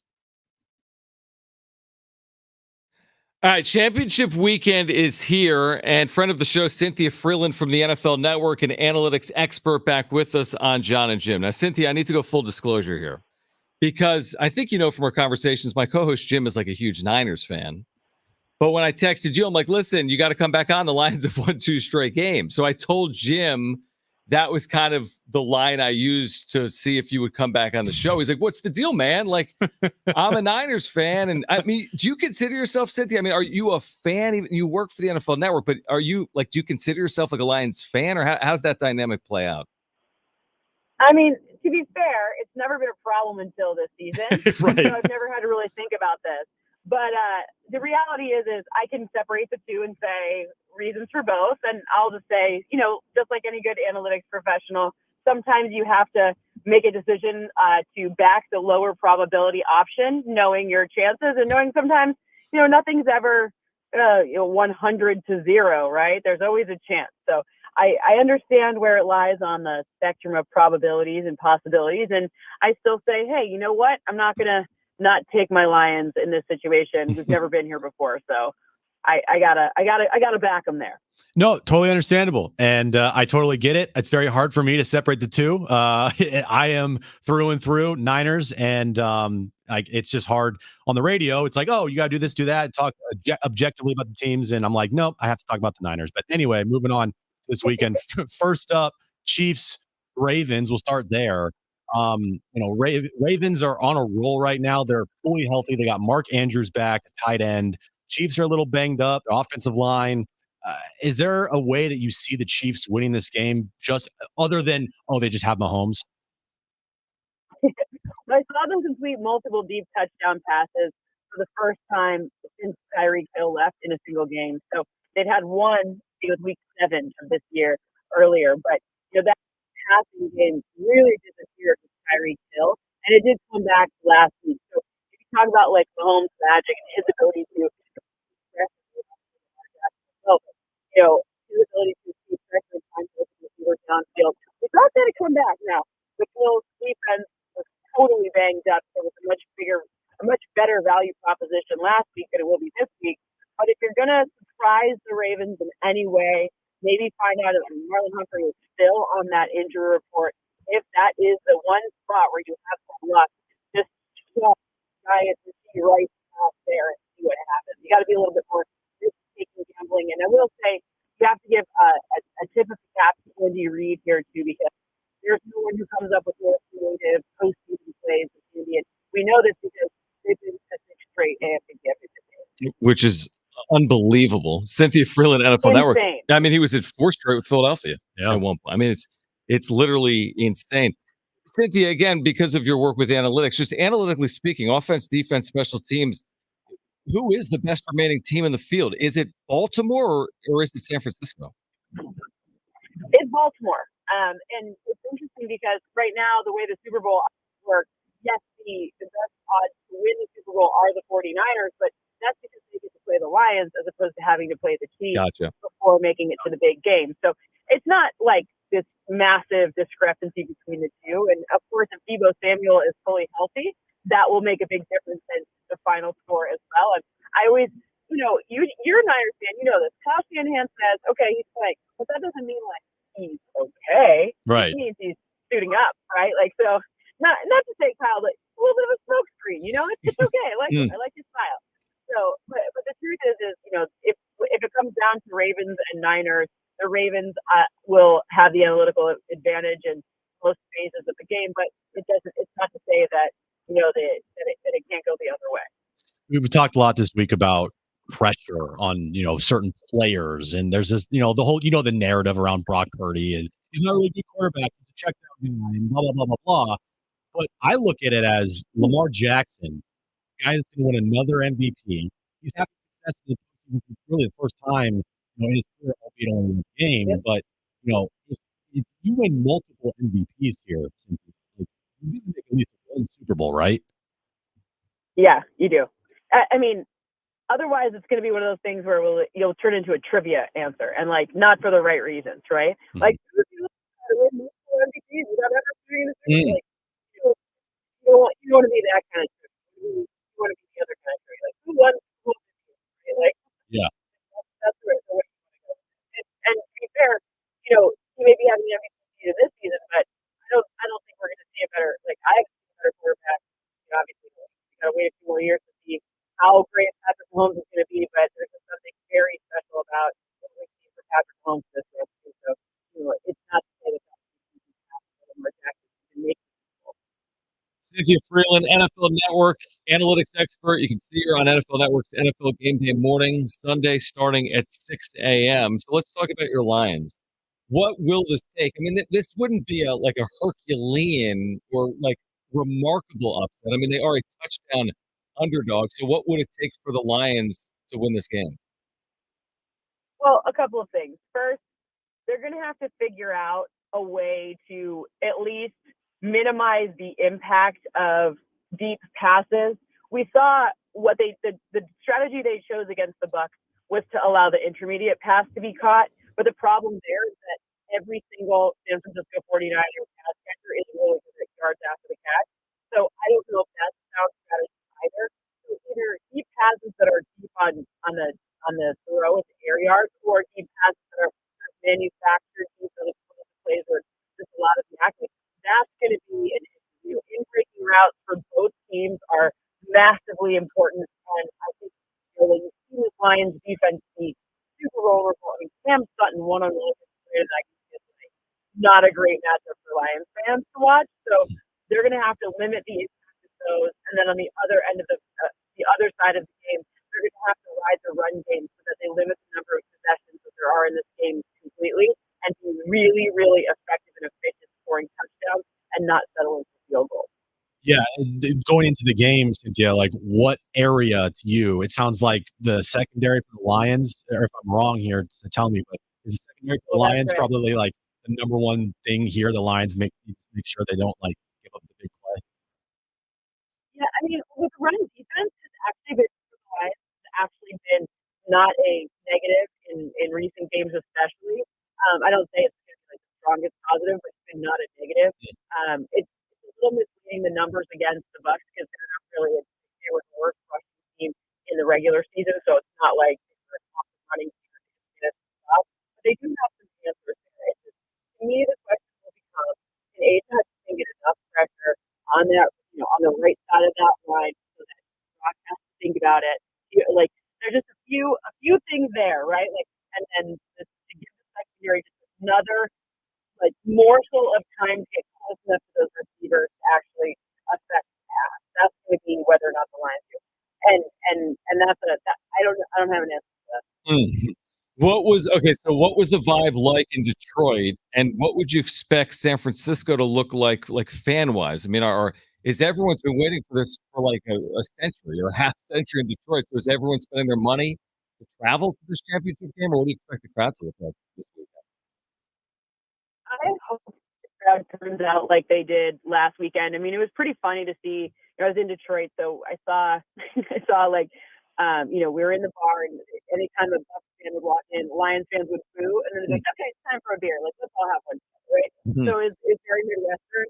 I hope the fans come out, and it's not like it's inexpensive to get to San Francisco. So I'm hopeful that there's a lot of blue, as much blue as they can find. But we're a nice fan base, so it's not like it's going to be a contentious situation. Like Niners fans are tough, man, but Cynthia, before you go, what does Jim Harbaugh mean to Justin Herbert, and what impact is it going to have with the Chargers? Jim Harbaugh, this sounds stupid, but Jim's a winner, man. Like, it's going to be even more interesting to see the Texans because remember, in recent seasons at Michigan, in addition to being very good, he also had to deal with re-recruiting his players every damn season and trying to figure out NIL and all these things that doesn't sound like a lot of fun. So now you're going to eliminate some of that. You're getting a chance to see, like, what can Harbaugh come up with whoever's offensive coordinator is, and however it all looks and pieces together, and you've got a quarterback with that arm, like this is gonna be a really interesting one to watch. And I'm super excited, and I think it'll be a good pick for the Chargers. Chargers fans should be really excited. Cynthia Freeland, NFL Network. You can catch her on NFL Network's NFL Game Day morning, Sunday, 6 a.m. Pacific. It is championship weekend in the National Football League. Cynthia, enjoy it. And hopefully we can catch you up in the days leading up to the Super Bowl in Vegas. Absolutely. And hey, listen, good luck to the Niners too. You know, I just want it to be a lot of fun. Obviously, I'm cheering for my Lions, but we won't be friends for 4 hours or however long the game takes. But as soon as the game's over, we're friends again. Yes, when the game's over, we're friends. But when the game starts, yeah. Cynthia, you don't know Jim.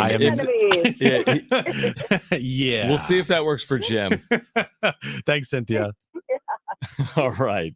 Cynthia Freeland. Remember, it was a year ago, Championship Sunday. Jim went to Pokemon or whatever you saw in the second half. You went to see like Avatar. Pokemon Go. I want to see Avatar. Same thing. No, it's not the same thing at all. Similar. I hate Avatar, so it's the same thing to me. I mean, it's weird. Left. So Cynthia, obviously from Michigan, right? Yes. Lions fan. Detroit. My chiropractor is a Lions fan too. Huge Lions fan. Shout out to Raphael. It's weird how I've never known a Lions fan in my entire life. And now you know two. Now I know two. And then of course my team's playing them in the NFC Championship game. What are the odds? That's all right. Get used to it because if they go to the Super Bowl, we'll see a lot of new Lions. True. Fans. That is a very good point. A lot, which is fine. All right, call right now if you want a chance to win 2 free tickets to see Janet Jackson and Nelly at the North Island Credit Union Amphitheater. This is June 6th this summer. A great giveaway. First 2 callers will be our contestants for Trainwreck Radio. That's trivia. You need to call right now. Here's the number, 877-767-4760. Again, 877-767-4760. Really great giveaway this summer. 2 free tickets, Janet Jackson and Nelly, North Island Credit Union Amphitheater. Call now, 877-767-4760. That's next.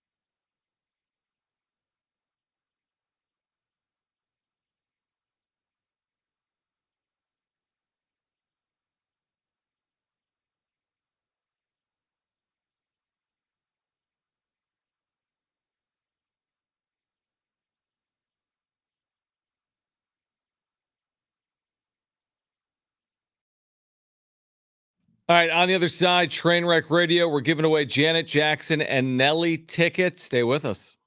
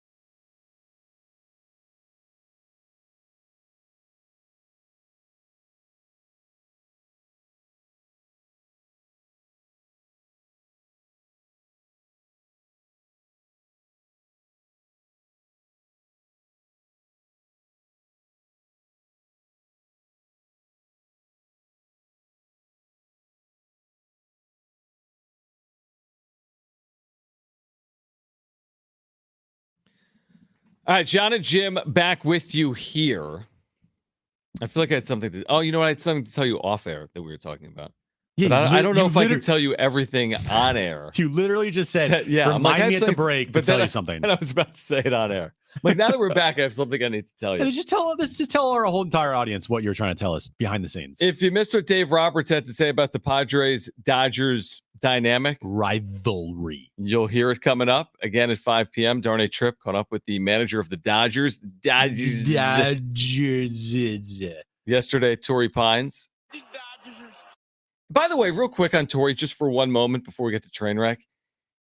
It's a little different without Tiger. He played in that event a lot. And I think he played as recently as maybe 2 years ago, Jim. And he wasn't in it last year. Mhm. And he's not in it right now. And I look at the field. I'm looking at the leaderboard. And this will happen in the PGA. Yeah. But, it's like I'm not familiar. Some of these names, I don't know if it's because of the dynamic playing out right now with golf. There's just less familiarity with some of these names, aren't there? There is, like the average golf fan doesn't know who Thomas Dietrich is, right? I don't. They don't know Taylor Pendrith. Like they don't know those names, and He's fake. You made him up. I don't blame you. I would say, looking at the leaderboard right now, okay. Yeah. Is Xander still like top 10-ish or no? The first player that you see that you recognize, Yeah. if you're just a casual golf fan, So like me. like you, So, yeah. That's me. The first name you see is Xander Schauffele, and he's tied for 10th right now. Okay. He's 7 under par. Okay. So how many shots off the lead is he? He is right now 4 shots That's off not the bad. lead. So he's in Doable. it. He's Yeah. in it. And then you have names that you've heard of, like Tony Finau. Yep. Right, though? Like, there's not a lot up there. And again, maybe it's just a one-off example. There's one tournament. Max Homa, Right. Patrick Cantley. I'm just thinking But of right, I'm just giving you names that I think the average golf fan would know. And there's not a ton of them, is my point, like in the top 20 of this event right now. Yeah, I mean, for whatever reason. Justin Rose is tied for 51st right now. So in the top 20, you have just a couple names that you know if you're just an average golf fan. But if you're a diehard golf fan, Then you know. it doesn't matter who's in the top. You just you watch the tournament for the course. The course Right. is what makes it. And it's a Torrey beautiful Pines day. is beautiful, and it's a beautiful day out. It's gonna be a beautiful weekend. Yeah. That's why you watch this event, because of how gorgeous it is. All right, coming up again at 5 p.m., you'll hear from Dave Roberts. Thank you, Darnay. Let's get to this.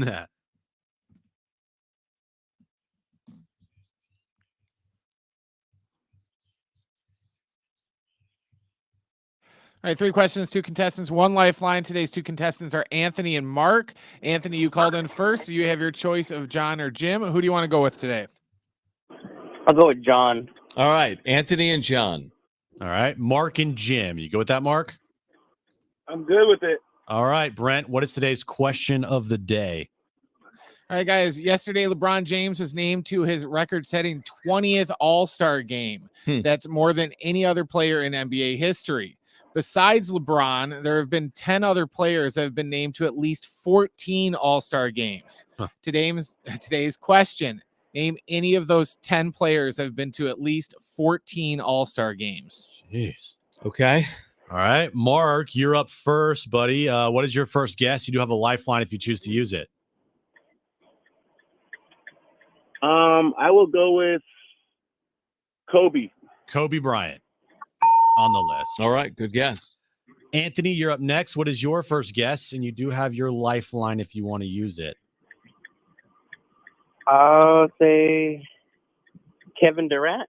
Kevin Durant. KD, 14. Wow. On the list. Good job. Mark, you're up next. What is your second guess? You do have your lifeline if you choose to use it. Let's go with Magic Johnson. Magic Johnson. No. Yeah. Apparently less than 14. Apparently less than 14. Okay. Anthony, you're up next. What is your 12. Okay. What is your next guess? You do have your lifeline if you want to use it. I'll go with Shaq, Shaquille O'Neal. Shaquille O'Neal. Wow, I wasn't sure if you'd have that many. Okay. All right, Mark, you're going to need this to stay in the game. What is your final guess? You do have your lifeline if you want to use it. I'll go with Tim Duncan. Tim Duncan. That was going to be my guess. That was a good one. All right, Anthony, you get this right, you walk it off. Final guess, you do have your lifeline if you want to use it.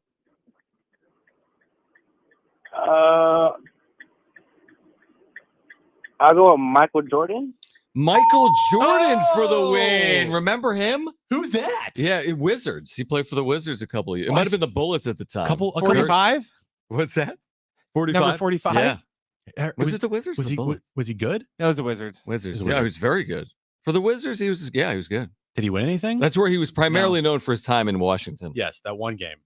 No, it was 2 years, I think. I know it was. Yeah. Yeah, no, but he only had one good like game. one good game winner. And Yeah. I kind of remember that. Yeah. All right. Who else is on? I'm assuming Kareem Abdul-Jabbar's on the list. He is number 2 Okay. with 19. Kobe has 18. He was number 3. Tim Duncan and Garnett were both, and Shaq were all tied with 15.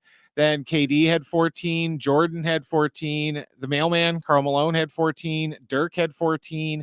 And then finally the logo, Jerry West had 14. That's a great question. Very good question. I like it. For Trainwreck from Brent here today. All right. Congratulations, Anthony and Team John, because you have won a pair of tickets. We could go together, Anthony. Janet Jackson and Nelly, North Island Credit Union Amphitheater, June 6th.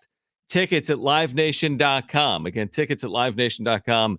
Janet Jackson and Nelly. Dave Roberts on the Dodgers. There it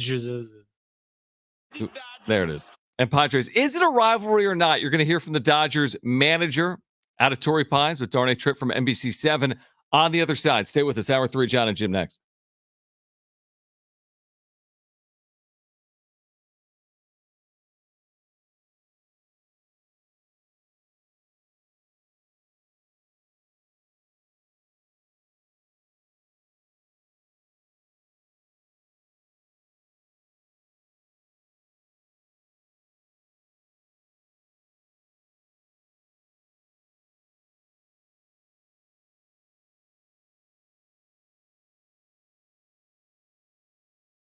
All right, hey guys, it is Schaefer, and you know what I did for lunch today? I went over to Windmill Farms. I was on campus on the Mesa at San Diego State as the Aztecs are getting ready for Colorado State, and on my way out, before I came over to the office here, I went over to Windmill Farms for lunch. They've got everything you could possibly need, whether it's the deli, where again, your 8th sandwich is free, or they got all these pre-packaged, great food lunch items. I picked up a salad earlier today, but the deli's spectacular. Low prices, fresh, high-quality ingredients, 8th sandwich free with the sandwich card.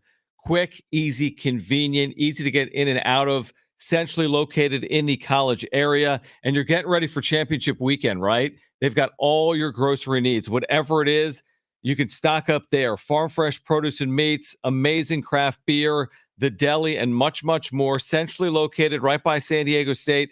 They're family owned. Trevor and his family, they've been serving San Diegans for over 2 decades, supporting local businesses, by the way, in our community like Harris Ranch and Mr. G Salsa. You don't even have to live or work near the Mesa to take advantage, because you can find Windmill Farms on Instacart and have your groceries delivered directly to your doorstep. They've got weekly specials for you, but make sure to stock up for this weekend. Your tailgating and your game day needs. Visit windmillfarmsmarket.com to see their weekly specials. And again, shop local, shop at Windmill Farms.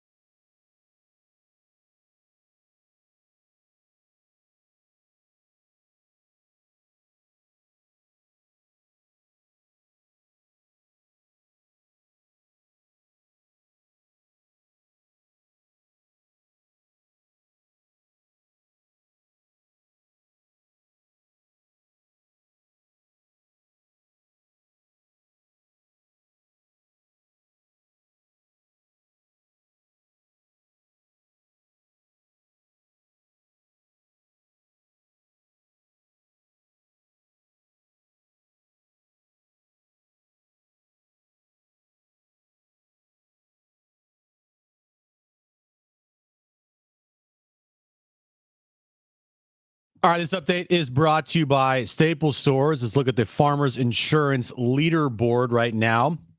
Top of the leaderboard, Thomas Dietrich at 11 under par through 17 holes today. Xander Schauffele is right now tied for 10th at 7 under par. Staples print market sale means the more you print, the more you save. Get $20 off your print purchase of 100 or more, 50 off your print purchase of 200 or more, and 100 off your print purchase of 300 or more. Ends 2/10/24. See staples.com/print for details. Print more, save more at Staples.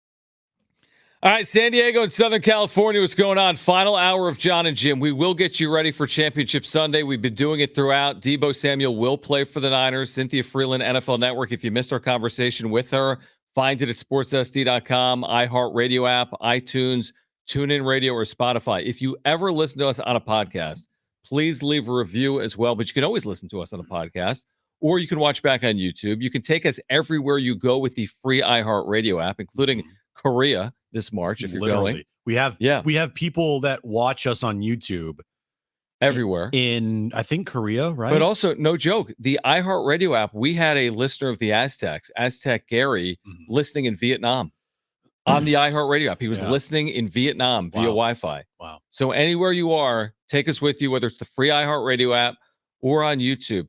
To touch base on that for 1 second, Bill Belichick, what you had to say yesterday about him. Oh, yeah. This from Mike Florio. I don't think there's a team that trusts the ability of Belichick to work in a structure where he's not fully in charge, because he spent the last 2 decades fully in charge of the Patriots. I did see something earlier today that made a lot of sense to maybe why Bill Belichick wasn't hired. Was maybe during this whole process, instead of what teams want to see, which is what are you going to do? How are you going to improve this team in the future? And what are the plans to improve this team? Instead, it might have been a lot of like, look what I've done type of thing. Like, I've done this, I've done that, instead of, no. We know what you've done, Bill. Like, we know you've won 6 Super Bowls, the dominance in the AFC. Like, we know what you've done, but what are you going to do for us going forward? And maybe you're right to what Florio said there. There's a power struggle, which, I mean, if you're Bill Belichick, why wouldn't you ask for the most power? Why wouldn't you ask to have final say on every single roster decision? You know, it's almost like, when you're going in for a job interview, you're supposed to pitch yourself to your prospective, employer. But it's almost like he went there and he's like, no, you already know who I am. Tell me why I should want to go coach the Atlanta Falcons. It felt a little bit like that. But at the same time, he was interviewed twice there. And usually when a guy gets interviewed twice, more often than not, it most likely turns into they're hiring that guy. I just wouldn't have any faith in him winning there. He didn't win the last 3 years, right? Brady was out for the last 3 years, and he didn't win. And is the situation in Atlanta better than the situation has been in New England the last 3 years if you're still contemplating who your quarterback is? It's all based on quarterback play. Yep. And I don't know going into this cycle for head coaches, I would have taken Harbaugh over Belichick. Yeah, and that's played out, obviously. He was much more sought after, clearly. Do you think his age is a factor in this? It probably is. It probably is. I mean, when you're 71 how years long old, are you going to be there? Now, a lot of these Exactly. NFL... Then again, what's the average tenure right now in the NFL? Depends if you win. I mean, it's only a couple of years. There's the Reeds and the Belichicks, and then there's places that recycle every 2 years. I mean, there's a lot of jobs that come open every 2 years. Regarding the championship games, game 1 is the AFC game, Ravens-Chiefs. Game 2 is Jim's game, Niners and Lions. We find out today from Kyle Shanahan, Deebo is a full go at practice. He will play Sunday. This is a significant storyline. We'll see. Like you said, he's not going to be 100%. Who knows what happens when he gets hit? But that's a huge factor to to consider in this game? Because I think 3 or 4 days ago, a lot of people thought he wasn't going to play. He actually talked to the media today. And what did he say? He said, when asked about, are you going to potentially protect yourself, this weekend, whenever you get the ball? And his answer was, no, I'm not protecting nothing. Oh, really? Like, that's exactly what he said. Now, he also, kind of said what his injury was, because it was unknown you didn't break your shoulder. You didn't break any bone. Like, what the hell happened? Yeah, what did happen? Said he had a deep muscle bruise. It was like a deep muscle thing. You know what I have to say about that? Huh. Soft. He's playing, so how is he soft? I mean, but in that game, as you witnessed, that was definitely dicey without him trailing a lot. He couldn't move his arm, and they thought it was broken. I don't know. You don't need two arms. That's right. No, you do. I actually thought it was concussion in real time.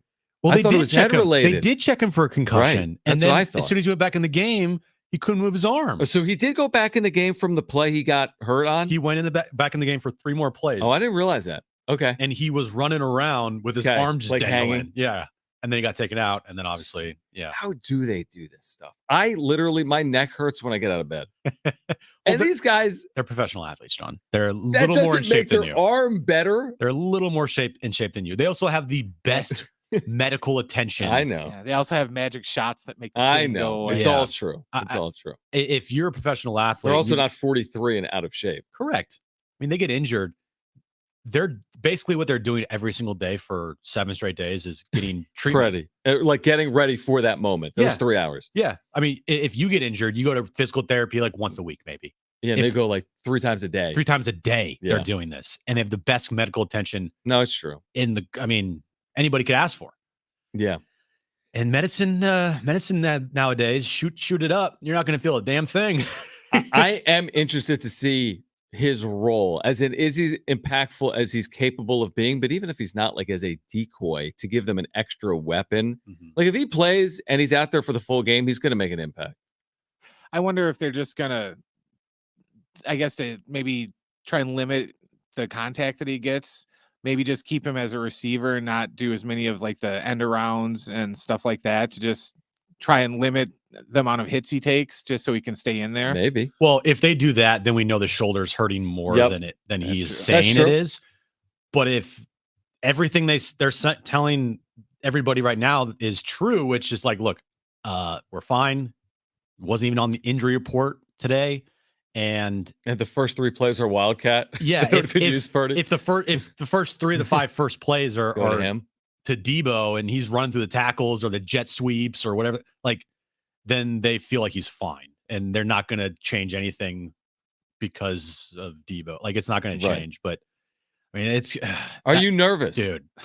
Dude, are you excited? I was telling Aaron last night. I was like, just look, they've been close for the last 5 years, including this year. Yes, just get one. Yeah, you're not asking for much, just a Super Bowl title.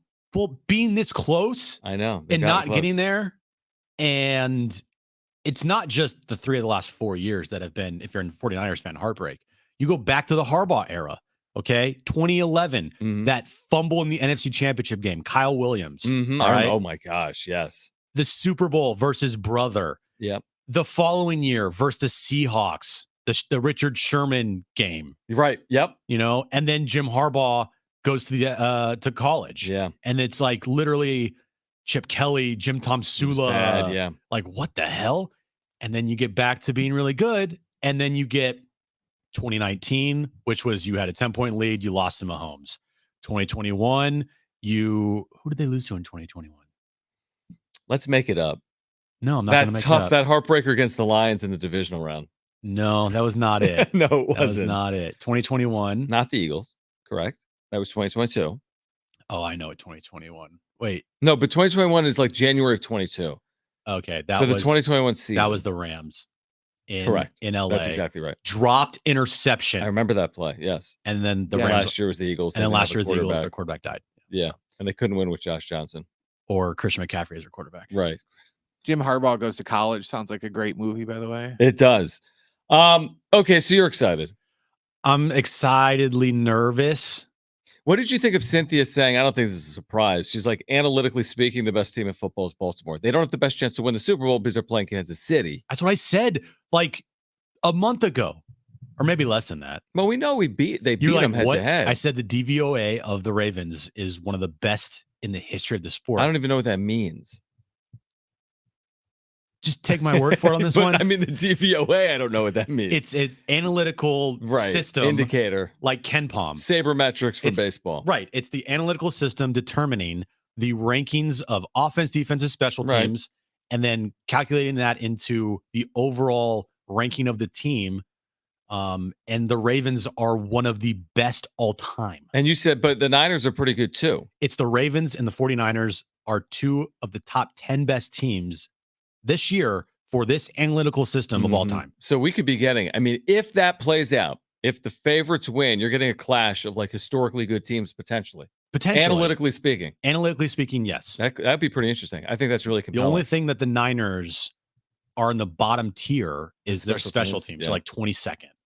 The Ravens, though, I don't know the exact rankings, but they're top 5 in offense, defense, and special teams. It's amazing. The one thing they allowed last week, the only thing that went against them was a huge play in special teams against them. Houston had a return touchdown. And if you take out week 18 where they didn't play anybody and they lost to the Steelers, they're even better. Oh yeah, that makes sense. Yeah, because they didn't play anyone. Same thing with the Niners. Yeah. Well, they had nobody playing that didn't matter, and they played the Rams and they lost. Collision course or not. We'll find out. I mean, it could be Chiefs Lions. I'm just glad that, and I'm truly glad I'm saying this. Yeah. I'm truly glad that come a Monday, now we don't know what happens in the game, but if Deebo was not playing, I would have, it's like, oh man, I did not want the what ifs. Yeah, no, I agree with that. Because last year, truthfully, if we're all being honest here, I mean, of course, you're not winning without your quarterback on the road. That's a very tall task. Yeah, it's just, come on. No team, by and large, is going to win in that setting. Yeah, they lost every single one of their quarterbacks last year. It was just like a what if that nobody wanted to hear anymore. Because it's like, just get over that hump. So I'm glad Deebo's playing. I think everybody's pretty much healthy for the Lions as well, except for their left guard. He's out for the game. But everyone's gonna be healthy. Everyone's going up against, their best. And yeah, I'm scared. Dave Roberts. What about him? It's called a segue. Yeah, it is. Just say something. Darn Trip NBC7 caught up with Dave Roberts at Torrey Pines of all places because Dave Roberts was there for the Farmers Insurance Open. This was yesterday. And Darnay, to his credit, being the great newscaster, what's your title? Sportscaster? Producer of Jon Jim. Right. The great producer of our show that he is, asked Dave Roberts a series of questions. The most fascinating part of this soundbite is about the Dodgers-Padres dynamic, but it starts with Darnay asking about Mike Schilt as Padres manager. You know what? I just love his calmness. He loves players. He loves the game of baseball. Certainly he's got experience at the major league level, and I think it's going to be a good fit here in San Diego. And we got our work cut out, against these Padres and Mike in particular. First off, they lost Peter Seidler, who was a good friend of mine, a great, person, and did so much for the community and charity. As far as the organization, it's a very talented organization. So obviously when you bring back Musgrove and Darvish is healthy and lose Soto, but then you've still got Tatis and Machado, the foundation, the nuts and bolts are still there. So it's a rivalry that we have in place, and it's gonna be a fun season. He said the thing. Did you hear it? I heard it. He said the thing. I am the Leo DiCaprio meme.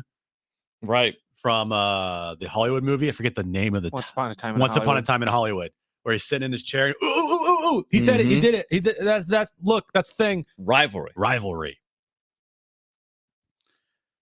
What do you got? Yeah, I mean, it's only a talking point when it's said from the Dodgers' perspective, because I think there's a lot of people tied to the Padres, whether it's the organization or its fan base, that do consider the Dodgers to be the Padres' rival. But you often hear from Dodger fans, "Oh no, hold on, arm's reach, little brother. We have the Giants.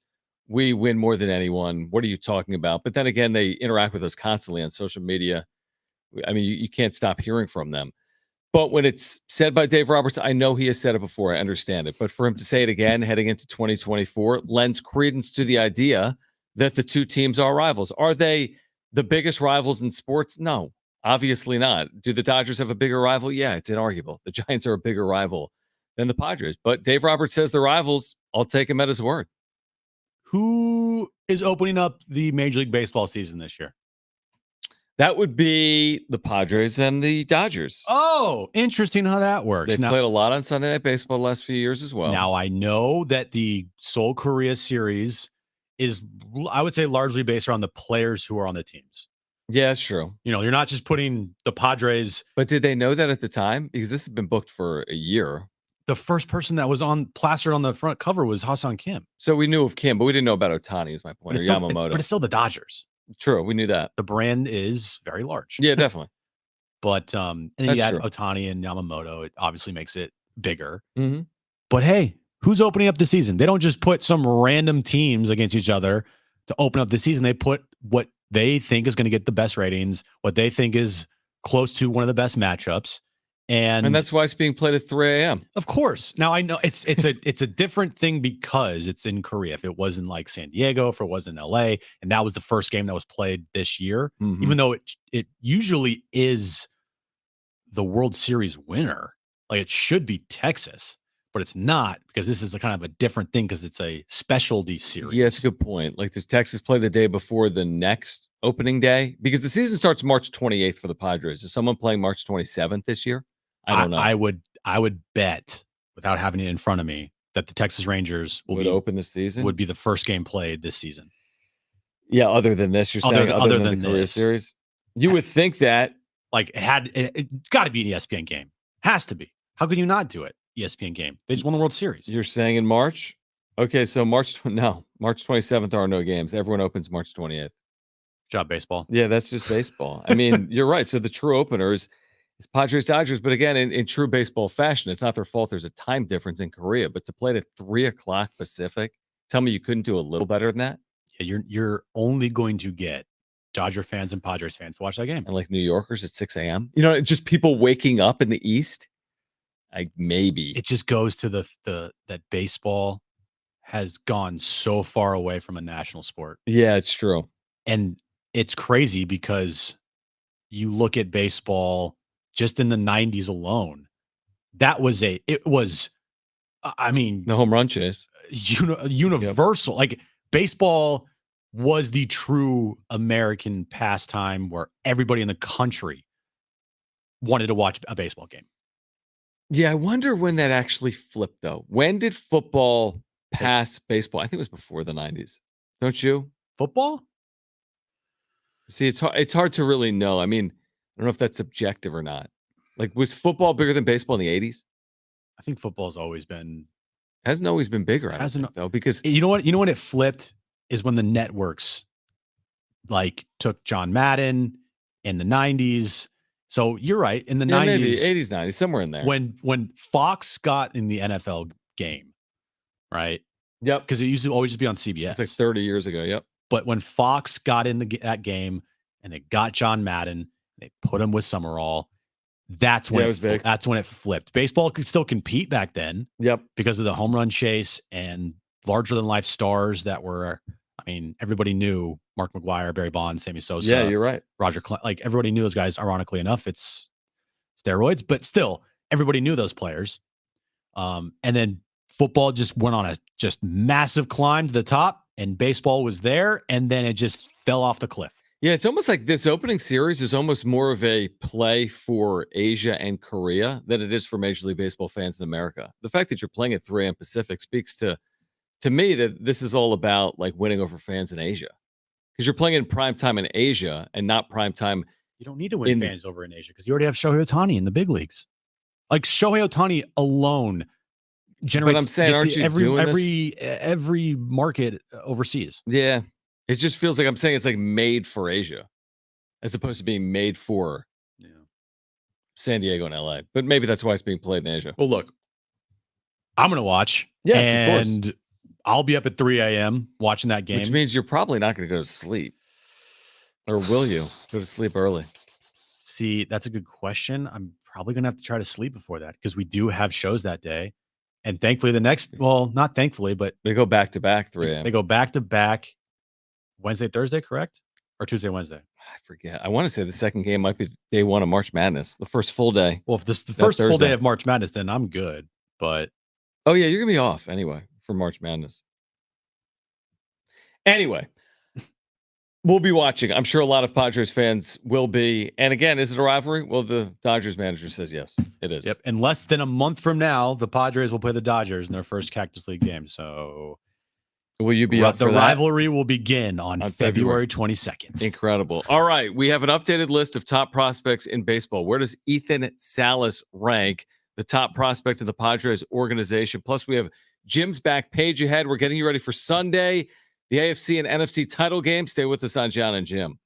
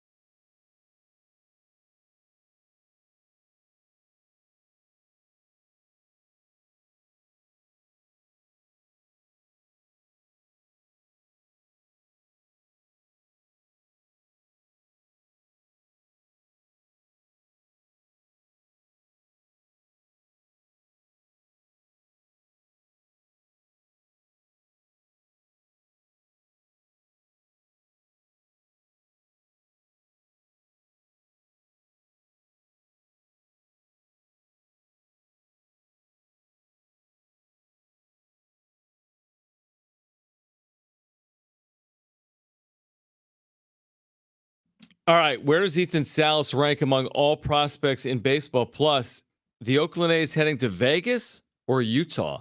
That's next.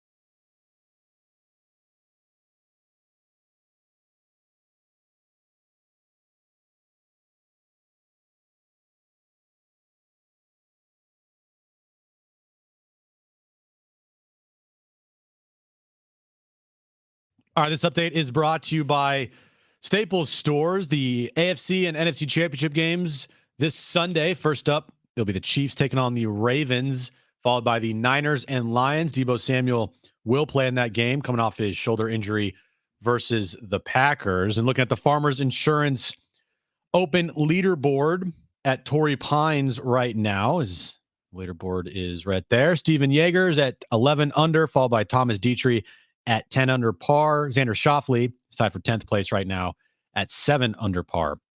Staples Print Big Sale means the more you print, the more you save. Get $20 off your print purchase of $100 or more, $50 off your print purchase of $200 or more, and $100 off your print purchase of $300 or more. Ends 2/10/24. See staples.com/printbig for details. Print more, save more at Staples. All right, Jim's back page coming up. File this under like just odd. All right, you brought this to my attention a few minutes ago. Darren Ravel, sports business reporter, tweeting out 10 minutes ago, Oakland A's executives visited Salt Lake City last week. Are we alive back there? Exactly. Oh, I love that. So drop. listen to the reason, guys. Salt Lake City is hoping to get the A's in between the end of the Oakland lease and the completion of the Vegas ballpark. And they've put up all these billboards, digital boards that say Utah wants the A's in green and gold, which means that there's a scenario where Oakland would spend like 5 seasons in 3 states, California, Utah, Nevada, throughout this process. We talked a lot about Dean Spanos this week because of what happened with Jim Harbaugh. The one thing about Dean Spanos is like he got lucky because he had somebody that he could latch onto that did all the heavy lifting, that did all of the deals, that got things done, because Dean could never do that. Dean could never get anything done. He could never be a good business person. He could never make any deals. So he had to find someone else to do it for him. John Fisher is exactly like Dean Spanos, a guy that is not good at making deals, can't get things done, cheap, won't spend the money, even though he's a billionaire. The difference is Dean had Kroenke. John Fisher has nobody. And this Utah. And this Las Vegas deal, I know that it was approved, but if you followed the Oakland A's situation and how bad of an owner John Fisher is, there's a lot of people that close to that situation saying, guys, look, just because it got approved, it is far from actually going to happen until they present actual plans to Las Vegas, which they have yet to do. Well, they're going to have to play somewhere. Like, despite or in spite of John Fisher, the A's will continue to exist. Now, maybe at some point he sells the team. Coming soon to a Vegas high school near you. Well, they were thinking about playing at one of the Giants minor league ballparks. Well, that's what they would have to do in Utah. They'd be playing in where the Salt Lake City Bees play. AAA. I mean, none of this makes any sense. The Yankees A's is going to be at the home of the Salt Lake Bees or the home of the Las Vegas Aces. John Fisher is the worst. They he has just no idea haven't what he's figured doing. this out. Yeah, they just don't know what they're doing. I mean, they really have no idea what they're doing. Is this the last year of the lease at the Oakland Coliseum? Because if it is, to your point, between the end of the lease and the opening of a ballpark could be what, a half decade or more? It's not like there's shovels in the ground. This isn't happening in the next 2 years. This is years away from a brand new ballpark at the earliest in Las Vegas. So for years, the A's are going to be playing like division rivals in a AAA ballpark in Salt Lake City. This is how much First of all, Las Vegas doesn't even want the A's. Right. They literally don't care. We played this out. Are we alive back there? Right. They could care less. And in the Las Vegas Review-Journal today, they posted a story. Okay. They talked with the Oakland mayor. All right. Shang Tao. Hope I'm saying that name. This is the Vegas paper interviewed the Oakland mayor. Correct. This was a quote from the Oakland mayor about the A's. Okay. Quote, luckily we make more money with one exhibition soccer game at the Coliseum than we do throughout the entire A's season. They so won't be pathetic. missed. Mic drop. That is so pathetic. I mean, when you are throwing out that you make more money off of not a soccer match, an exhibition soccer match at that stadium, Then you're doing 80 games. that is, and just telling you like, look, they won't be missed. Dude, John Fisher has burned every bridge possible. I'm still skeptical that this Las Vegas thing happens. They're going to be playing somewhere, though. Top 100 prospects per Major League Baseball were put out, MLB Pipeline. And the 17-year-old catcher in the Padres system, Ethan Salas, is 8th in all of baseball after playing 1 season of minor league baseball. You have the 8th best prospect in the sport. Could very well be the top prospect in the sport this summer, based on him being a 17-year-old and entering the season at number 8. There are 5 Padre prospects in the MLB Pipeline top 100. Salas, Jackson Merrill, Robbie Snelling, the left-handed pitcher, Dylan Lesko, right-handed starter, Drew Thorpe in the Yankees Soto deal, right-handed starter as well. You know, the reason why you have it in front of you is because the Padres tweeted it out. They tweeted it out, keeping it 100. 5 Padres on deck that land in MLB Pipeline's top 100. Yeah. My first thought is not what it should be, which is excitement.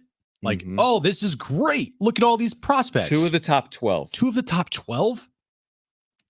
It kind of brings me back to a like moment in Padres time in the last decade where this was the biggest thing that was being promoted. Right. Was look at our system. Our Major League Baseball team at the major league level sucks, but look at our farm system. It's great. You see that? That's what you're thinking. With what's going on right now, with them not making any moves, with them having, literally no left fielder or center fielder on the team, holes everywhere, rotation is a huge question mark, and they're promoting the hell out of top prospects. I'm not saying it's a bad thing. I'm just saying it feels like a little bit a bait and switch of look over here while the house is burning down situation. Yeah, right. The last 2 days, we've spent a lot of time talking about promotions and prospects. But we haven't spent a lot of time talking about free agents and trades and the big league roster. Because that ain't happening. Talked about rivalries, talked about promotions, everything, talked about prospects. Everything but the Major League Club. Team. And yeah, you do wonder, and Kevin's writing about it today in the UT. Hey, they could be middle of the pack payroll in 2024. They'll be under 190 in all likelihood. In total span, they'll get under that CBT number. And like who told it? Jesse Rogers said yesterday, actions speak louder than words. Juan Soto's trade was telling. Surprise. We said it in real time. Yeah. You trade Juan Soto for what reason? Because you don't have the money. Yeah, and I'm looking at, the Dodgers social media account. Are they tweeting about their system? They might be. I don't see it. Not in like the last 2 weeks here. Okay. There's a lot of Otani, rightfully so. Well, again, if you spend $700 million on, but you get what you get my point is that if every team had this like mandate from baseball to put out their a graphic of their top prospects or whatever, then I get it. It's like an NFL thing. NFL, they have to the social media teams kind of you have content you have to put out there. Yeah, kick, pass, and run competition coming up in San Francisco. Whatever. But baseball teams, not everyone promotes their top prospects. Maybe because the team is actually good at the major league level, and it's like, why are we going to promote the minor league clubs when the major league club is the thing that we care about the most? And I do feel a little bit like this is back to, hey, look at our prospects; they're so great. Oh, the major league club doesn't have a left fielder or a center fielder. Who cares? Look at our top prospects. Do you feel? I feel as if we're heading down a path of Ethan Salas appearing in the big leagues in 2024. I would. I mean, do you feel? I mean, listen. I think it's more ticketed for 2025. I will be shocked if he stays healthy and does not appear in the big leagues by 2025. Why? But I wonder if we're being set up for 2024. Why? At some point, just to prove a point. Look, we got the 17-year-old to the big leagues. He'll be 18 probably June 1st. If they bring up Ethan Salas to quote prove a point because they can say they moved him through their system faster than anybody. Look what they do with international signings. Then Jim. Everybody should be fired. But look what they do. This is how they're landing guys like the kid they just landed out of Dominican. We get guys to the big leagues quicker than everyone else. Everybody should be fired. You tried firing everyone last year. I know, and it didn't work. Right, exactly. So again, I tell you, if what you say actually happens, all gone. Like everybody gone. So he hits 295 in AA. Cool. Keep him down there. With What's 800 the point? OPS. They have Luis Campusano. What if there's a need? I still wouldn't turn to him. That's why I said it that way. If there's a need, you don't fill it with a Is Luis 17-year-old. Campusano and Higgy both injured? Well, one of them could be, right? It's a baseball season. Is Or the one of them's other ineffective? Is Brett Sullivan going to be injured as well? I don't know. I haven't looked at that. If every single catcher in their organization gets injured, then yeah, Ethan Salas will be at the big league level. I don't even know if that's a reason to do it, though. And That's my point. And I'd be not fine with it, but I at least understand. Yeah, you got to be careful. Other than that, dude, you know it. I mean, being serious here, like honestly, seriously, 2024 for Ethan Salas is a ridiculous thing to even think about. Do you want to make a bet on 2025? Because you should agree with me. There's no way, if Preller's still the GM or the way there's no way Ethan Salas, if he stays healthy, does not get an appearance in the big leagues in 2025. Agree or disagree? There shouldn't be. I agree with you. Right? That's what I'm saying he will get to the big leagues in 2025. Definitely. Oh, I'm going to say no. You don't think? The reason why I say no, because that's what I think they should do. But right. I'm on your. Yeah, because I'm saying that's what they're going to do. I know. Yeah, exactly. And they can't help themselves, and they're going to see what he's going to do in Double A, and they're going to be like, "Ooh, shiny object. We need him at the big league level now." And you're like, guys, this is like literally unprecedented. I think Kevin said that there's a belief that as an 18-year-old, he could play in the big leagues. Well, he's 17 right now. He's turning 18 June 1st. He's going to do things this spring training that will get fans excited. But I'm telling you guys, no, this team has Luis Campusano. Ride with Campusano. He is the guy that is most ready to be at the big league level now. Opening day DH. Okay. On the other side, Jim's back page. That's next.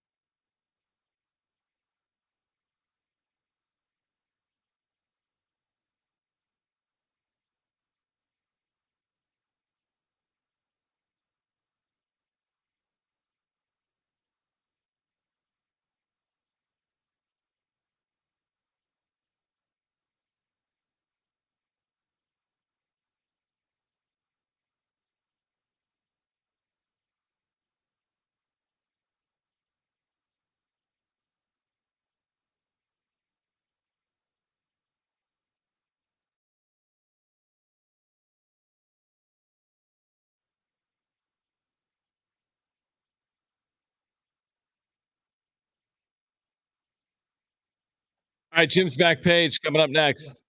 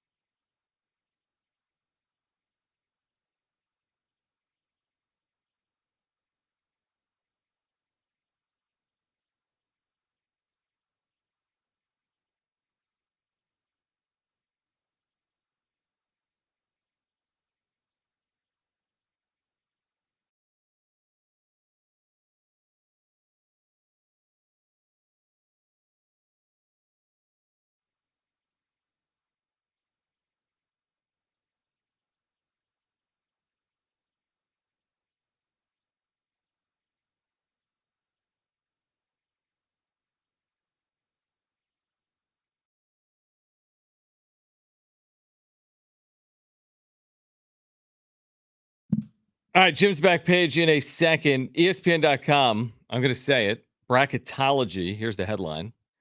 Mountain West could have as many bids as the Pac-12 and ACC combined. Okay, that's the headline. Joe Lenardi with his daily / bi-weekly bracketology, and he writes in here. By the way, Mountain West could have as many bids as the ACC and the Pac-12 combined. He writes this. Somewhere Kawhi Leonard and Jimmer Fredette are smiling. The 2011 NCAA tournament marked the last time the Mountain West gave us multiple Sweet 16 teams, but we could be on the verge of something even better. Joe Lenardi today with currently 6 teams. I think 6 teams right now in Joe Lenardi's field. That's a lot. It's actually 5. It's 5 in his. Oh, okay. But, I mean, if you need any further evidence that the Mountain West has been real this year, it's being written up basically on the regular, ESPN, The Athletic, and all kinds of places. And we've got San Diego State, Colorado State for you Tuesday at 6 p.m. right here on San Diego Sports 760. All right, let's get to this.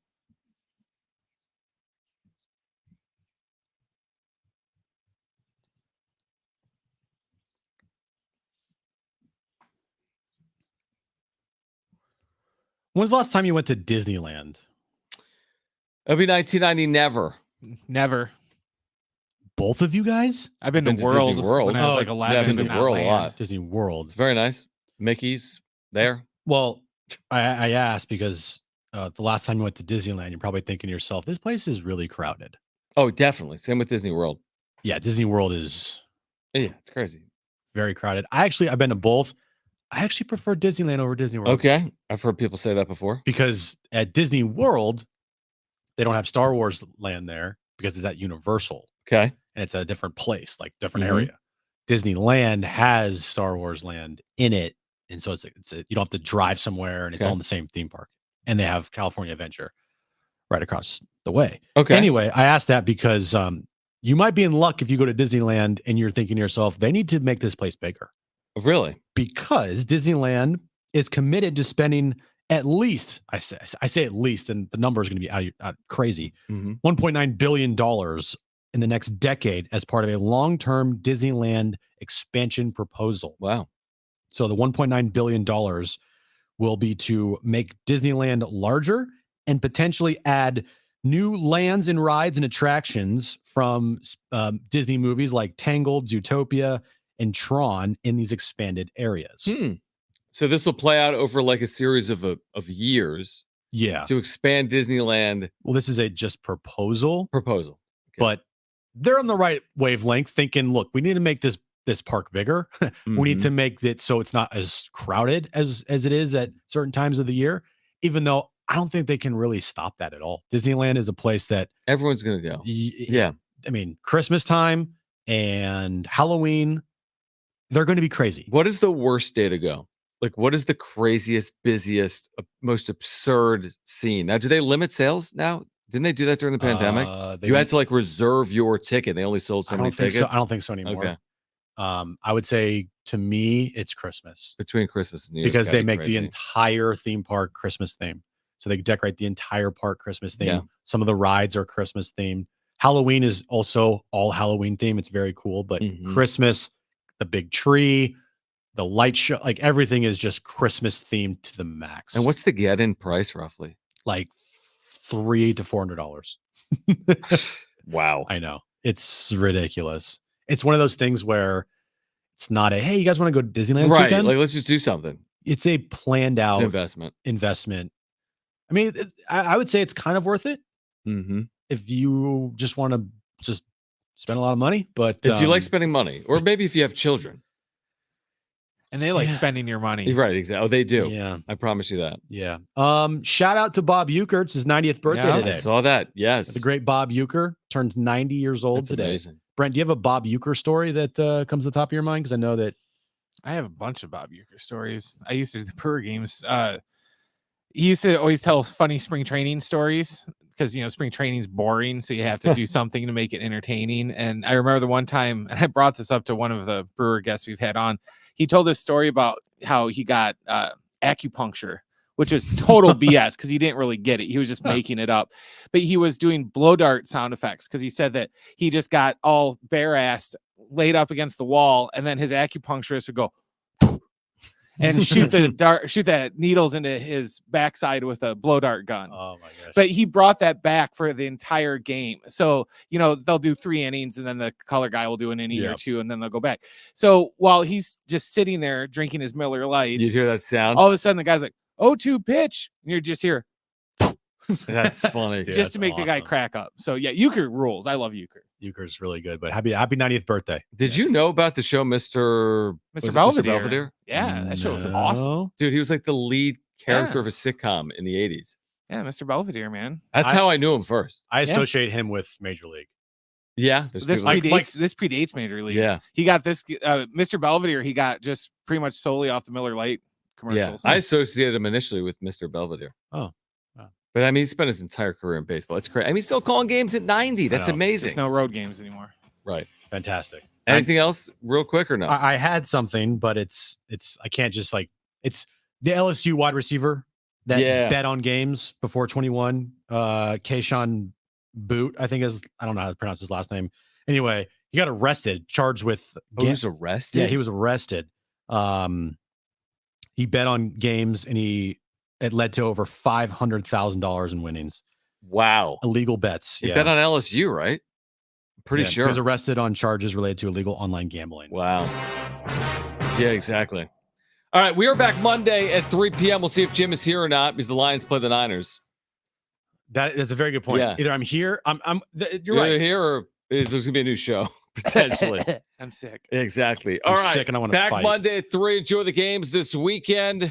For Brent and Jim, I'm John. Keep it here. Enjoy your weekend. Stay safe at San Diego Sports 760. Okay. Okay.